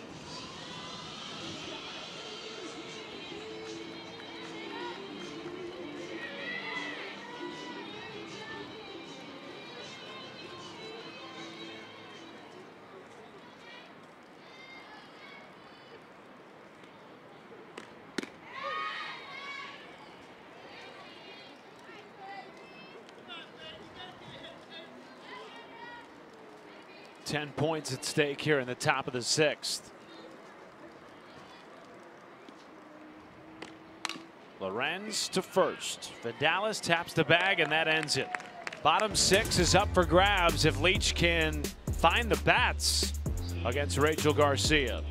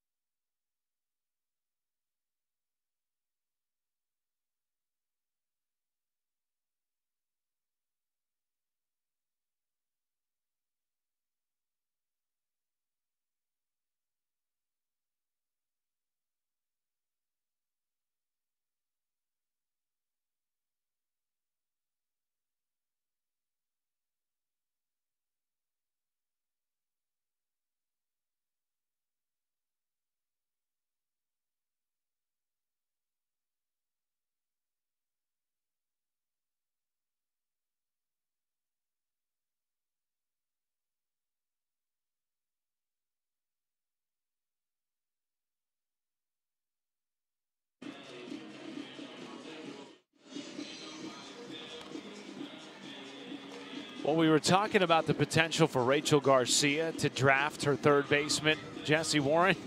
Madison, she may not have that option if Jessie Warren plays her way into the top 3. It's always important to remember, too, those MVP points that are voted upon at the end of the game by these players. That can really move some people up in that leaderboard position. Coming down to the wire, though, last couple of innings, last few opportunities that these athletes have to try to get as many points as possible to be one of those 3 captains heading into the 3rd series. Jordan Roberts will lead things off against Garcia. Roberts, as you can see on your screen, in 6th currently. Can she help herself out and catapult into the top 3? A home run would help. That is 40 points. But that's a tall ask against a pitcher that has allowed 1 hit in this game, and that came all the way back in the 1st against Danielle Gibson.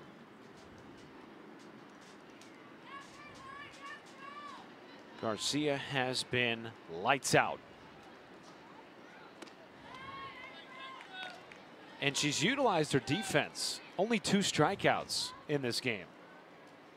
All comes down to trusting your pitches, trusting the defense behind you. As a pitcher, when you try to overthrow a pitch, oftentimes that's when you're going to miss a location or maybe not get as much movement on the pitch. Possibly miss it over the plate, but she's just been working the edges of the strike zone, mixing speeds. I've mentioned I like that drop ball that she's been throwing in there as well. Really shutting down this Leach offense that nobody else has figured out a way to shut them down before tonight. Swing and a miss. 3-1. Jordan Roberts moving from the DP to the catcher spot when Peyton St. George came into the ball game to pitch. And looks at the 3-1 upstairs. So a leadoff walk and the first base runner aboard against Garcia since the 2nd inning. Fans join the Unlimited Club as a UC Gold member to receive a softball gold box. The box includes an exclusive jersey, Cat Osterman bobblehead, and more. Limited quantities available, so go for gold today at ausports.com/membership. And Nicole Mendez has come in to pinch run for Jordan Roberts.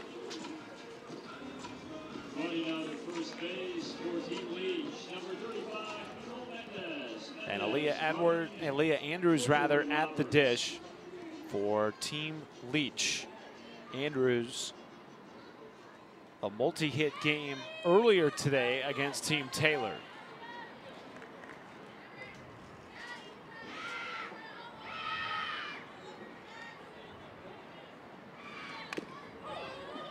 And a foul ball. Andrews has 5 multi-hit games. Every game that she has hit in during this AUX season has resulted in a multi-hit game.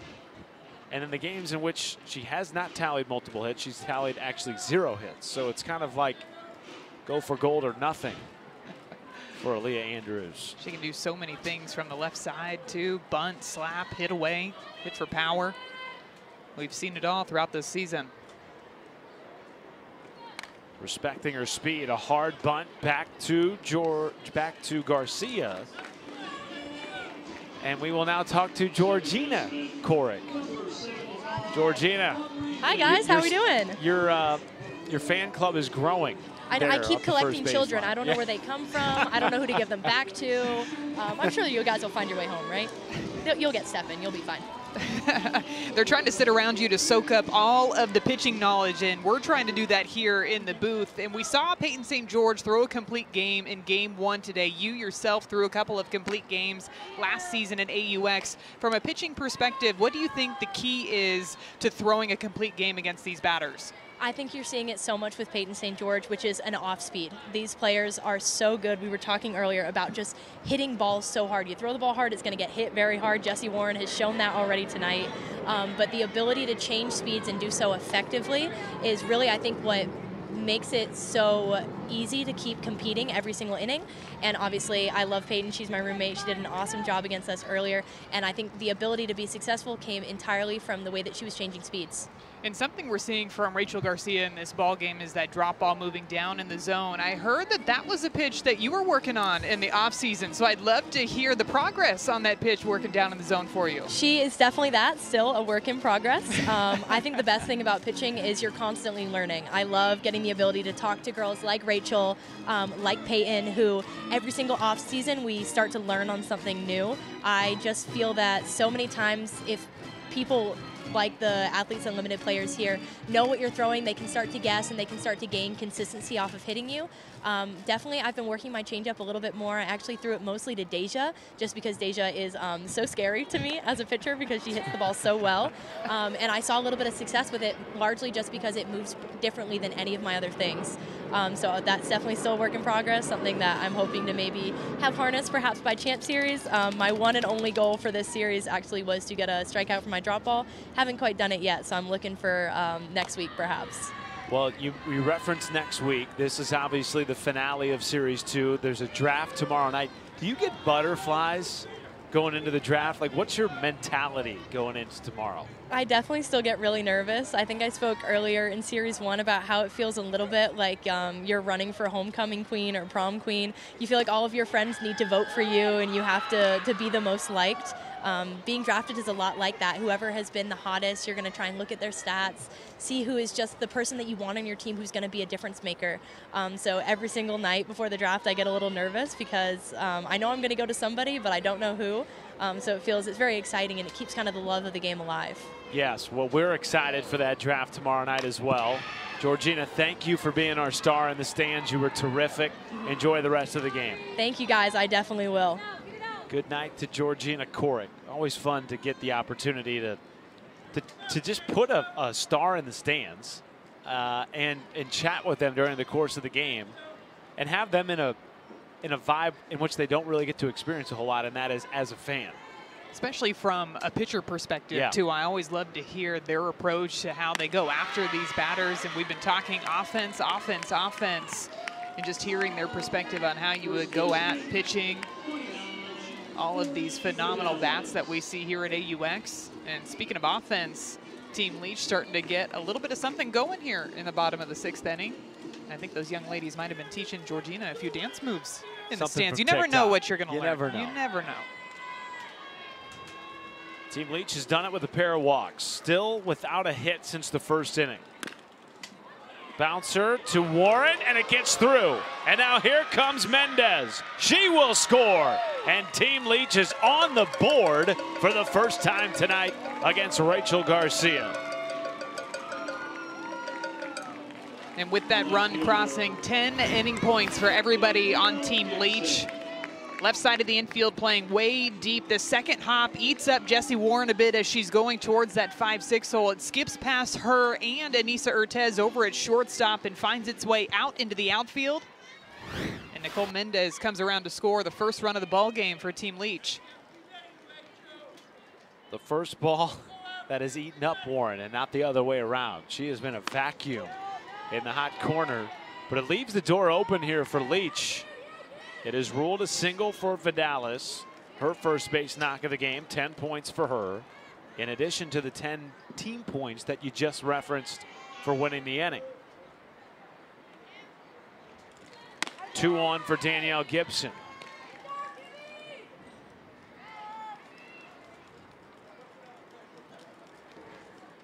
And remember, Rachel Garcia playing for a whole heck of a lot here, currently leading in the top spot in our AUX standings. 944 points to Aubrey Leach's 930. But every run she gives up, that's an earned run, is minus 10 points. So there is some serious points at stake here for Rachel Garcia. Check swing from Gibson did not go.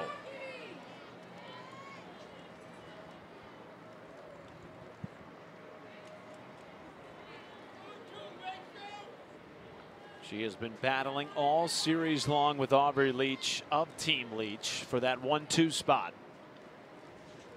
And her 2-2. Gibson handcuffed to short. Backpedaling is Urtez.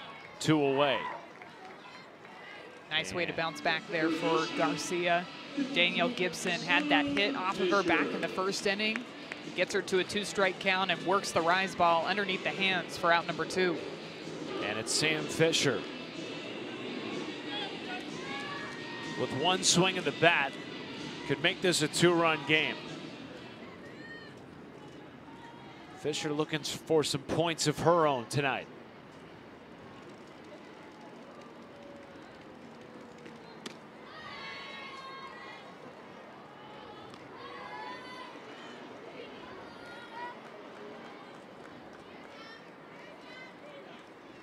Fisher ranking just inside the top 20 as of the start of this at bat. Takes inside for ball 2. First time all game really that we've seen Rachel Garcia fall behind on a few batters. Started off this inning with a walk to Jordan Roberts, walked Aubrey Leach, and now behind 2-0 to Fisher. Fisher flies it into right field, down the line, and gets out of play.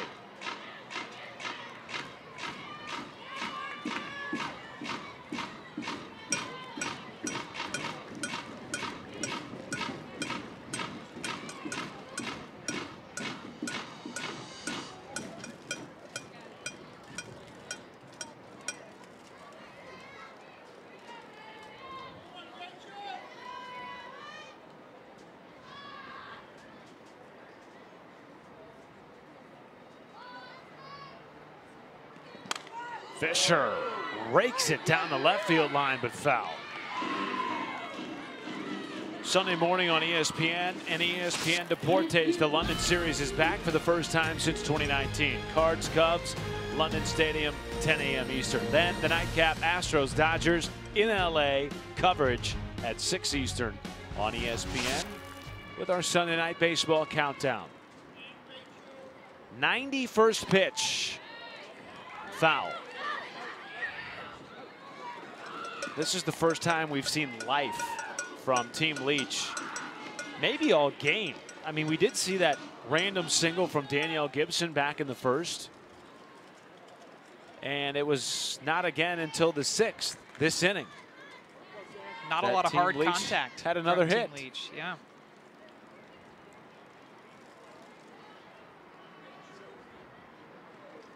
Fisher went chasing, and she went around. On the appeal to Brad Newton, a strikeout for Garcia, her 3rd of the game, and she strands 2. It's an inning win for Team Leach and a 5-run lead for Filler into the 7th.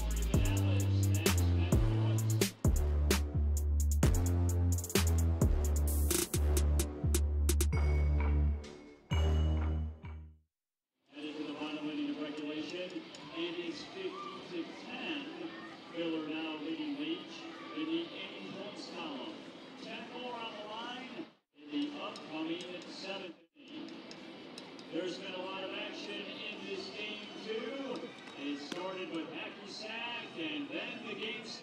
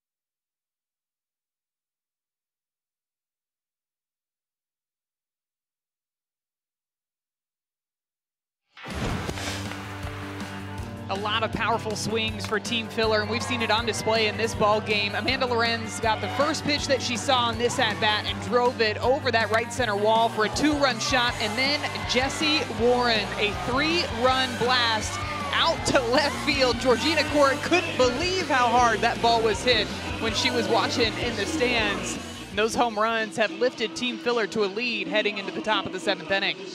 And a look at Jessie Warren, who homered as well. For every run scored during this year's Athletes Unlimited AUX season, Aspiration is committed to planting 10 trees. Stay tuned throughout the season to see how many will be planted, thanks to Aspiration's support. We will see Jessie Warren at the dish this inning. She was in 4th at the end of last inning. She's now in 6th. But not a whole lot of points separate her from 3rd. In fact, from the 4th place spot, she is 16 points away. So a double by Warren would jump her up into the top 4. Top 3, she would need some more. But remember, she gets 50 points if her team wins, 10 points if they win this inning, and then anything she does individually at the plate this inning. And those MVP points too, and I'd imagine with the home run and the defense that she's played tonight, that she's definitely going to be up there for either spot 1 or 2 when it comes to MVP. Keeping me honest up here. It's really cool too that those MVP points are voted upon by the players themselves right after the ball game.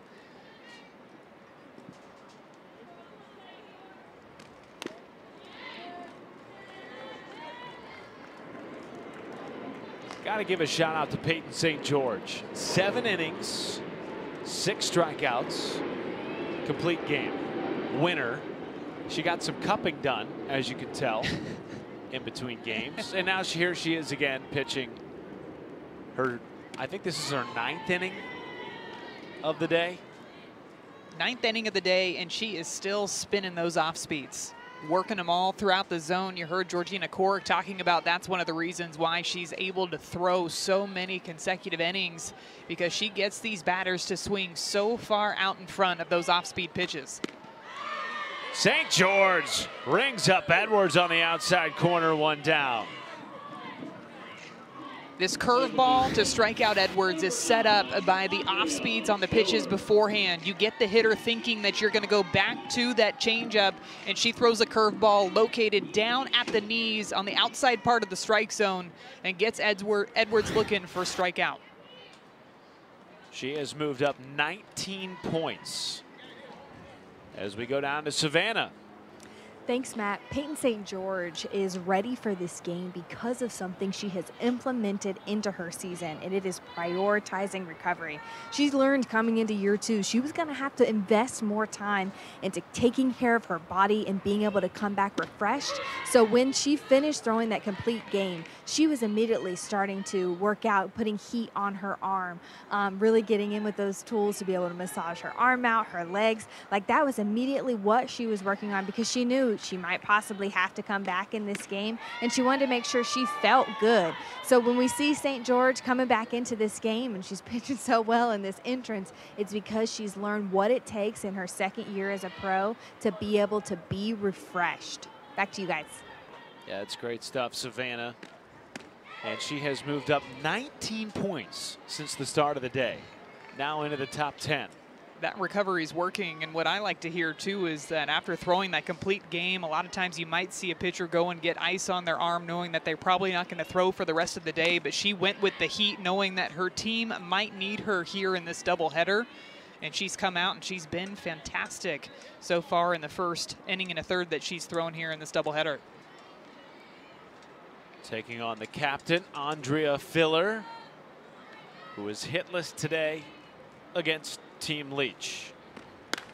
Until now, deep into the Chicago night, kiss it goodbye, a solo homer, and 40 points for Captain Filler.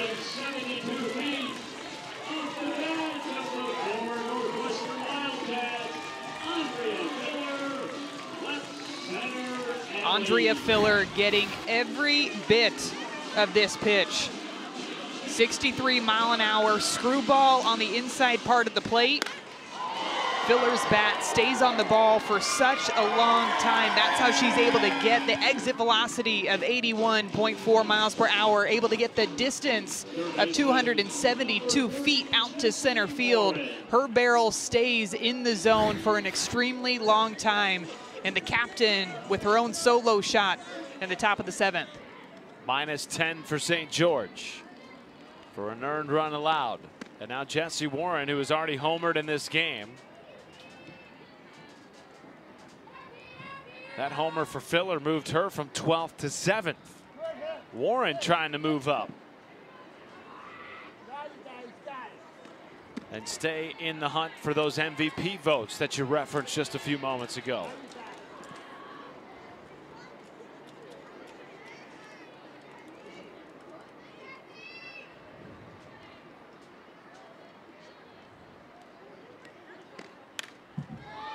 For more with Filler, let's go to Savannah. Thanks, Matt. Well, on my way over here, I got the command from Amanda Lorenz that I had to give you one of these as a captain. How good does it feel to come through for this team? It's just nice to finish on a good note with this team. I think our doubleheader day was a little tough for us, so nice to see us come out and respond to that and put up 7 runs. Thanks, Filler. Appreciate it. Thank you. So a chance for Team Filler, not only to win the game, but to win the inning. And put some more of its players possibly into the running for the top 3. Right now it's just Rachel Garcia leading AUX standings on a strikeout and a nice response by Peyton St. George, 2 away. Tomorrow night it is the 77th annual NBA draft. Victor Wembanyama expected to be selected #1 overall by the San Antonio Spurs. Hornets and Trailblazers, barring a trade, will have the next 2 picks. We expect Scoot Henderson and Brandon Miller to go as the next in the top 3. 8 Eastern, ABC, ESPN, ESPN Radio, and of course, the app.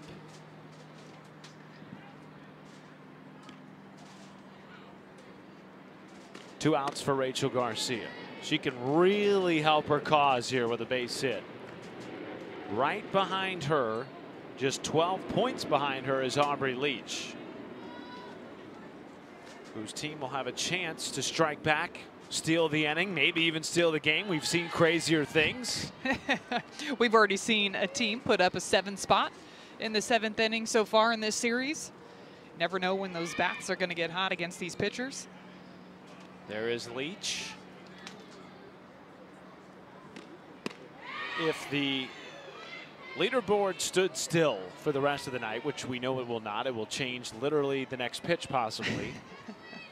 Leach would be a captain again for the final series of AUX 23.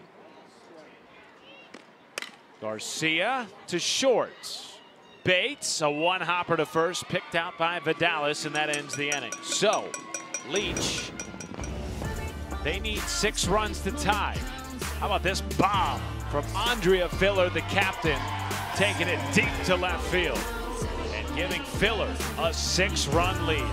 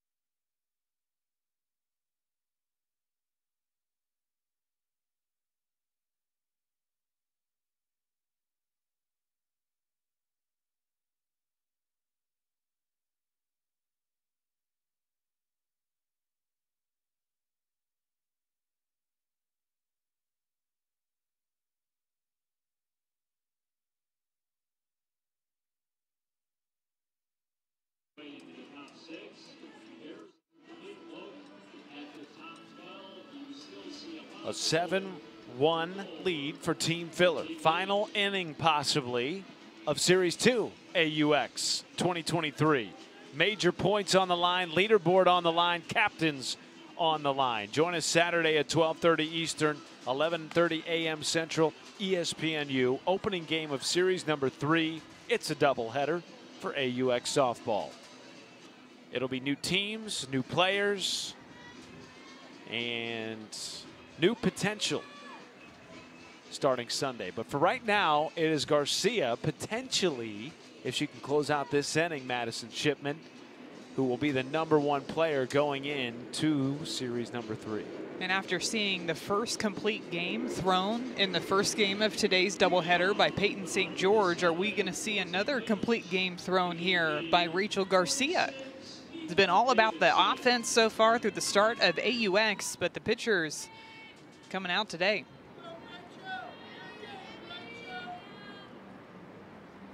.92 in the game. It is Mia Davidson, Morgan Zirkle, Sis Bates. 2 up this inning for Team Leach. Garcia entered Monday's game with a scoreless 6 innings. And then gave up 3 and exited the game with the bases loaded and nobody out. Her team ultimately losing to Team Taylor. Trying to avenge that loss here and secure the top spot heading into series number 3, which will draft tomorrow. Mia Davidson, though, in 3rd on the leaderboard. And a hit would go a long way in securing her spot as a captain for tomorrow's draft. The 1-2. Ooh, she'll take 8 points the hard way and head up to first. The right fielder, number 18, Circle. See Davidson right there in that 3 spot on the leaderboard. There are her 8 points for the hit by pitch. Still in the 3 spot. Garcia with 952, Leach right behind her with 940. So important who ends up with these inning points here in the 7th and ultimately those win points. Because if you look at Warren, who we were talking about as potentially jumping into that top 3, should she win the inning, that's 10. So she moves up to 802. If she wins the game, that's 50, 852. And then MVP points are a possibility. 60 to the first MVP, 40 to the second, 20 to the third.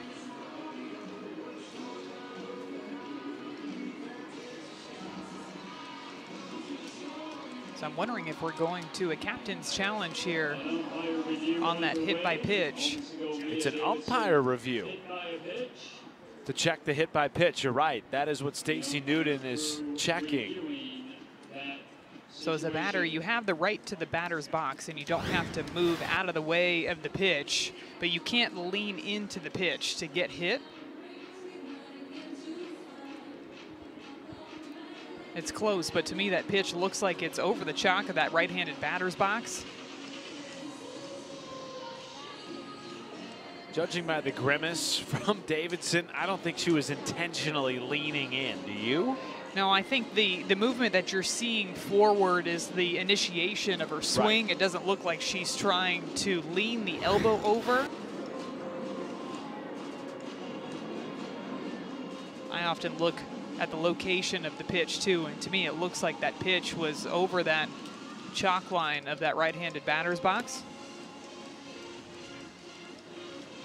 It is ruled a hit by pitch. Davidson stays at first, and now Zirkle will come to the plate, whose last at bat resulted in a highlight play by Jessie Warren at third. Remember, she batted it down on a scorcher to the hot corner, picked it up barehanded and whipped it to first in time to catch the speedy Zirkle.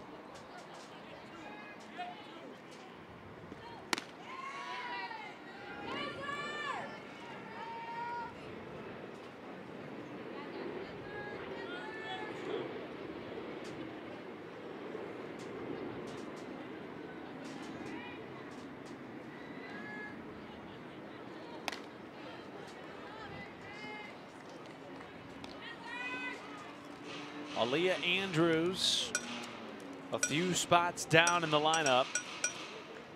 Would need a couple more batters to get aboard for Team Leach, but she currently sits in 4th on the leaderboard. Could she, with a big hit in this inning, increase her chances of being a captain for tomorrow's draft? So much at stake here in the bottom of the 7th. 10 team points, 50 game points. There's a look at Aaliyah Andrews. You know, Aaliyah Andrews and the rest of Team Leach would love to see Andrews up at the plate, because that means that Team Leach has had some quality consecutive at-bats up at the plate, extending this game. Just off the plate. Garcia wanted it. Leaned in for quite some time, wondering where that missed. Garcia and Jessie Warren over at third base had the exact same reaction after that pitch was called for a ball.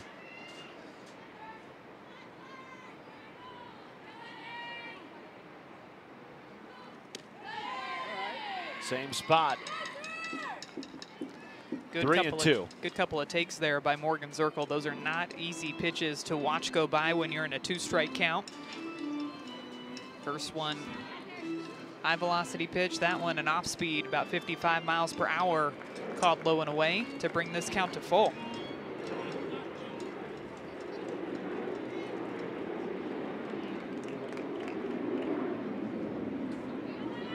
Payoff from Garcia. Zirkle backhanded at third. Warren to second. Oh yeah, in time. Sticking with it, Jessie Warren, playing like an MVP.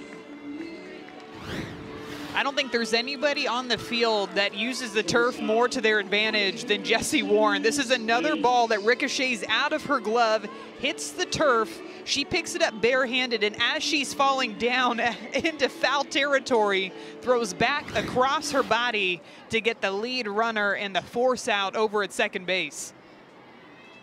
With as much as she's been diving, leaping, falling, she's going to need an ice bath tonight. But 60 more MVP 1 points will definitely make the ice bath feel all the more rewarding.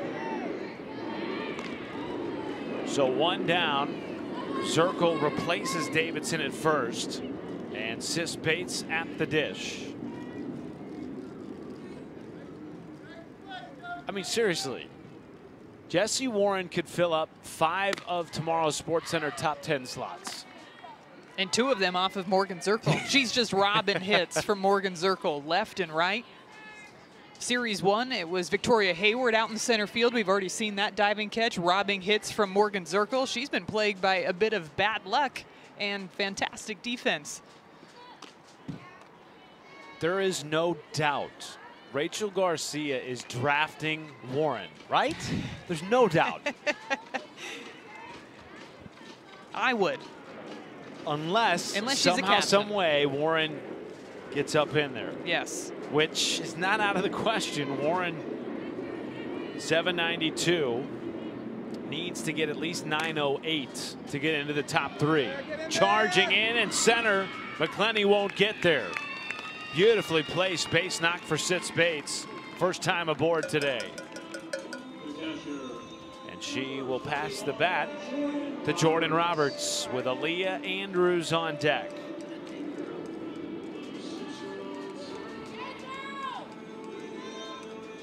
$50 points for a win, 10 points for a inning win. And then MVP points also up for grabs tonight. Last day of Series 2. Big swing and a miss from Jordan Roberts.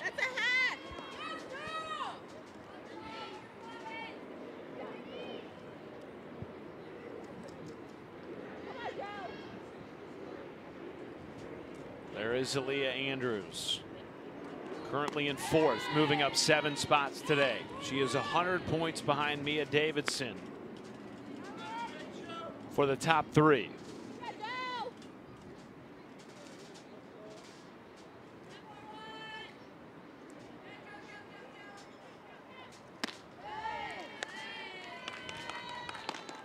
Six-run lead for Team Filler, who plated a run in the top half of this inning. So they currently lead the inning and are just a couple of outs away from 60 points, hitting the bank account of every Team Filler individual.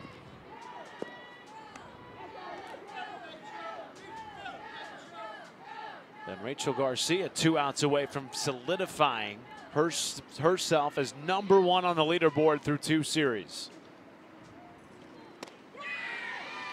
Instead a walk, and now the base is loaded. More and more similar to what happened Monday night with Garcia in the 7th. Bases loaded again, this time 1 out. And for now, she will stay in the game. But you remember, Madison, she pulled herself out of the game on Monday night. Yeah, that was after a couple of hard hit balls by Team Taylor. She decided to make the change. As you see, Brooke Yanez out there getting loose in the bullpen for Team Filler. Right now, it's been the free passes that have plagued Garcia in the past 2 innings. Team Leach able to capitalize on a leadoff walk to Jordan Roberts, and now a leadoff hit by pitch to Mia Davidson, and the walk to Jordan Roberts again loads the bases here for Aaliyah Andrews. Inning points, win points, both at stake. Individually, though, for Garcia, there's even more at stake here. Earned runs are -10 points for pitchers. There are potentially -40 on the diamond right now for Garcia. And it's unlikely she'll drop out of the top 3 unless something crazy happens here over the next 10 to 20 minutes. Back-to-back pitches. Garcia's working that outside corner to Aaliyah Andrews, who's up there looking to slap here with the bases loaded. I guarantee Rachel Garcia is trying to funnel a ground ball over to Jessie Warren to possibly get a double play. Andrews to center, back on it. McClenny makes the play. Tagging from third, Zirkle, and a run in to score, which ties the inning. And so one more run for Team Leach, they would win the inning and secure 10 points. And 10 points for Aaliyah Andrews on that sac fly out to center field, bringing a run across.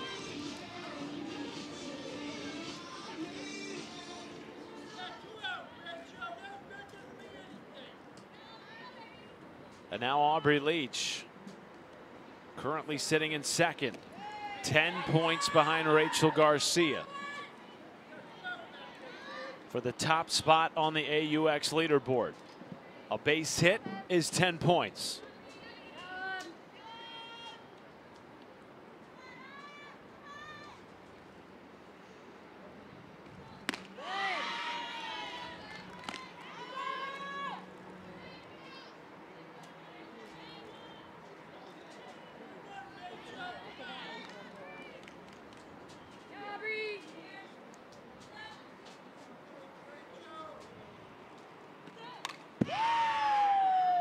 If she were to drive in Sis Bates, she'd also pick up another 10 points for winning the inning. So a major opportunity here for Aubrey Leach to really solidify her spot as a captain for series number 3. And the top 2 leaders in the leaderboard going head-to-head in the bottom of the 7th inning with 2 away. Leach to left and foul. 118 pitches tonight for Garcia, after she tossed 6 innings on Monday.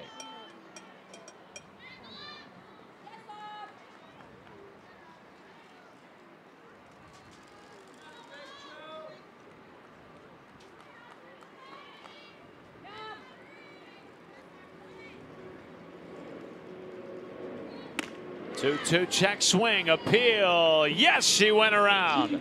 And that ends it. The game and the series. 50 points to Team Filler. And Rachel Garcia, at least for now, securing the top spot on the AUX leaderboard. But how about the performance of Jessie Warren? You'd imagine she's going to be up there for some of those MVP points with the way that she played in today's ball game. It all starts with the defense for Jessie Warren over at third base, charging this bunt hard, fielding it barehanded. Team Leach kept hitting the ball over to her, and she was making play after play after play. It didn't matter if she was playing back, having to run up on a ball, or even a ricochet off of the turf. She was able to make so many clutch plays for Team Filler today that helped them get this victory. And then she's also able to get it done with the bat as well. A 3-run tank, as Georgina Corrick would say, out to left field. A phenomenal day for Jessie Warren and a big win for Team Filler to cap off this second series of AUX. Don't forget, we will draft tomorrow night, and we will have the first doubleheader of Series 3 right here on ESPNU on Sunday afternoon. You can check online for schedules, for teams, for how the draft shakes out. But what a fun day to close out Series number 2. High drama and crazy amount of movement. We saw Peyton St. George move 19 spots today. Just crazy to see these athletes competing at such a high level. Love to see that the last game of this series came down to the #1 leader in points and the #2 leader in points between Rachel Garcia and Aubrey Leach. We'll see how everything shakes out, who's ultimately going to be those team captains as we head into the 3rd and final series here in AUX. It's going to be a good one.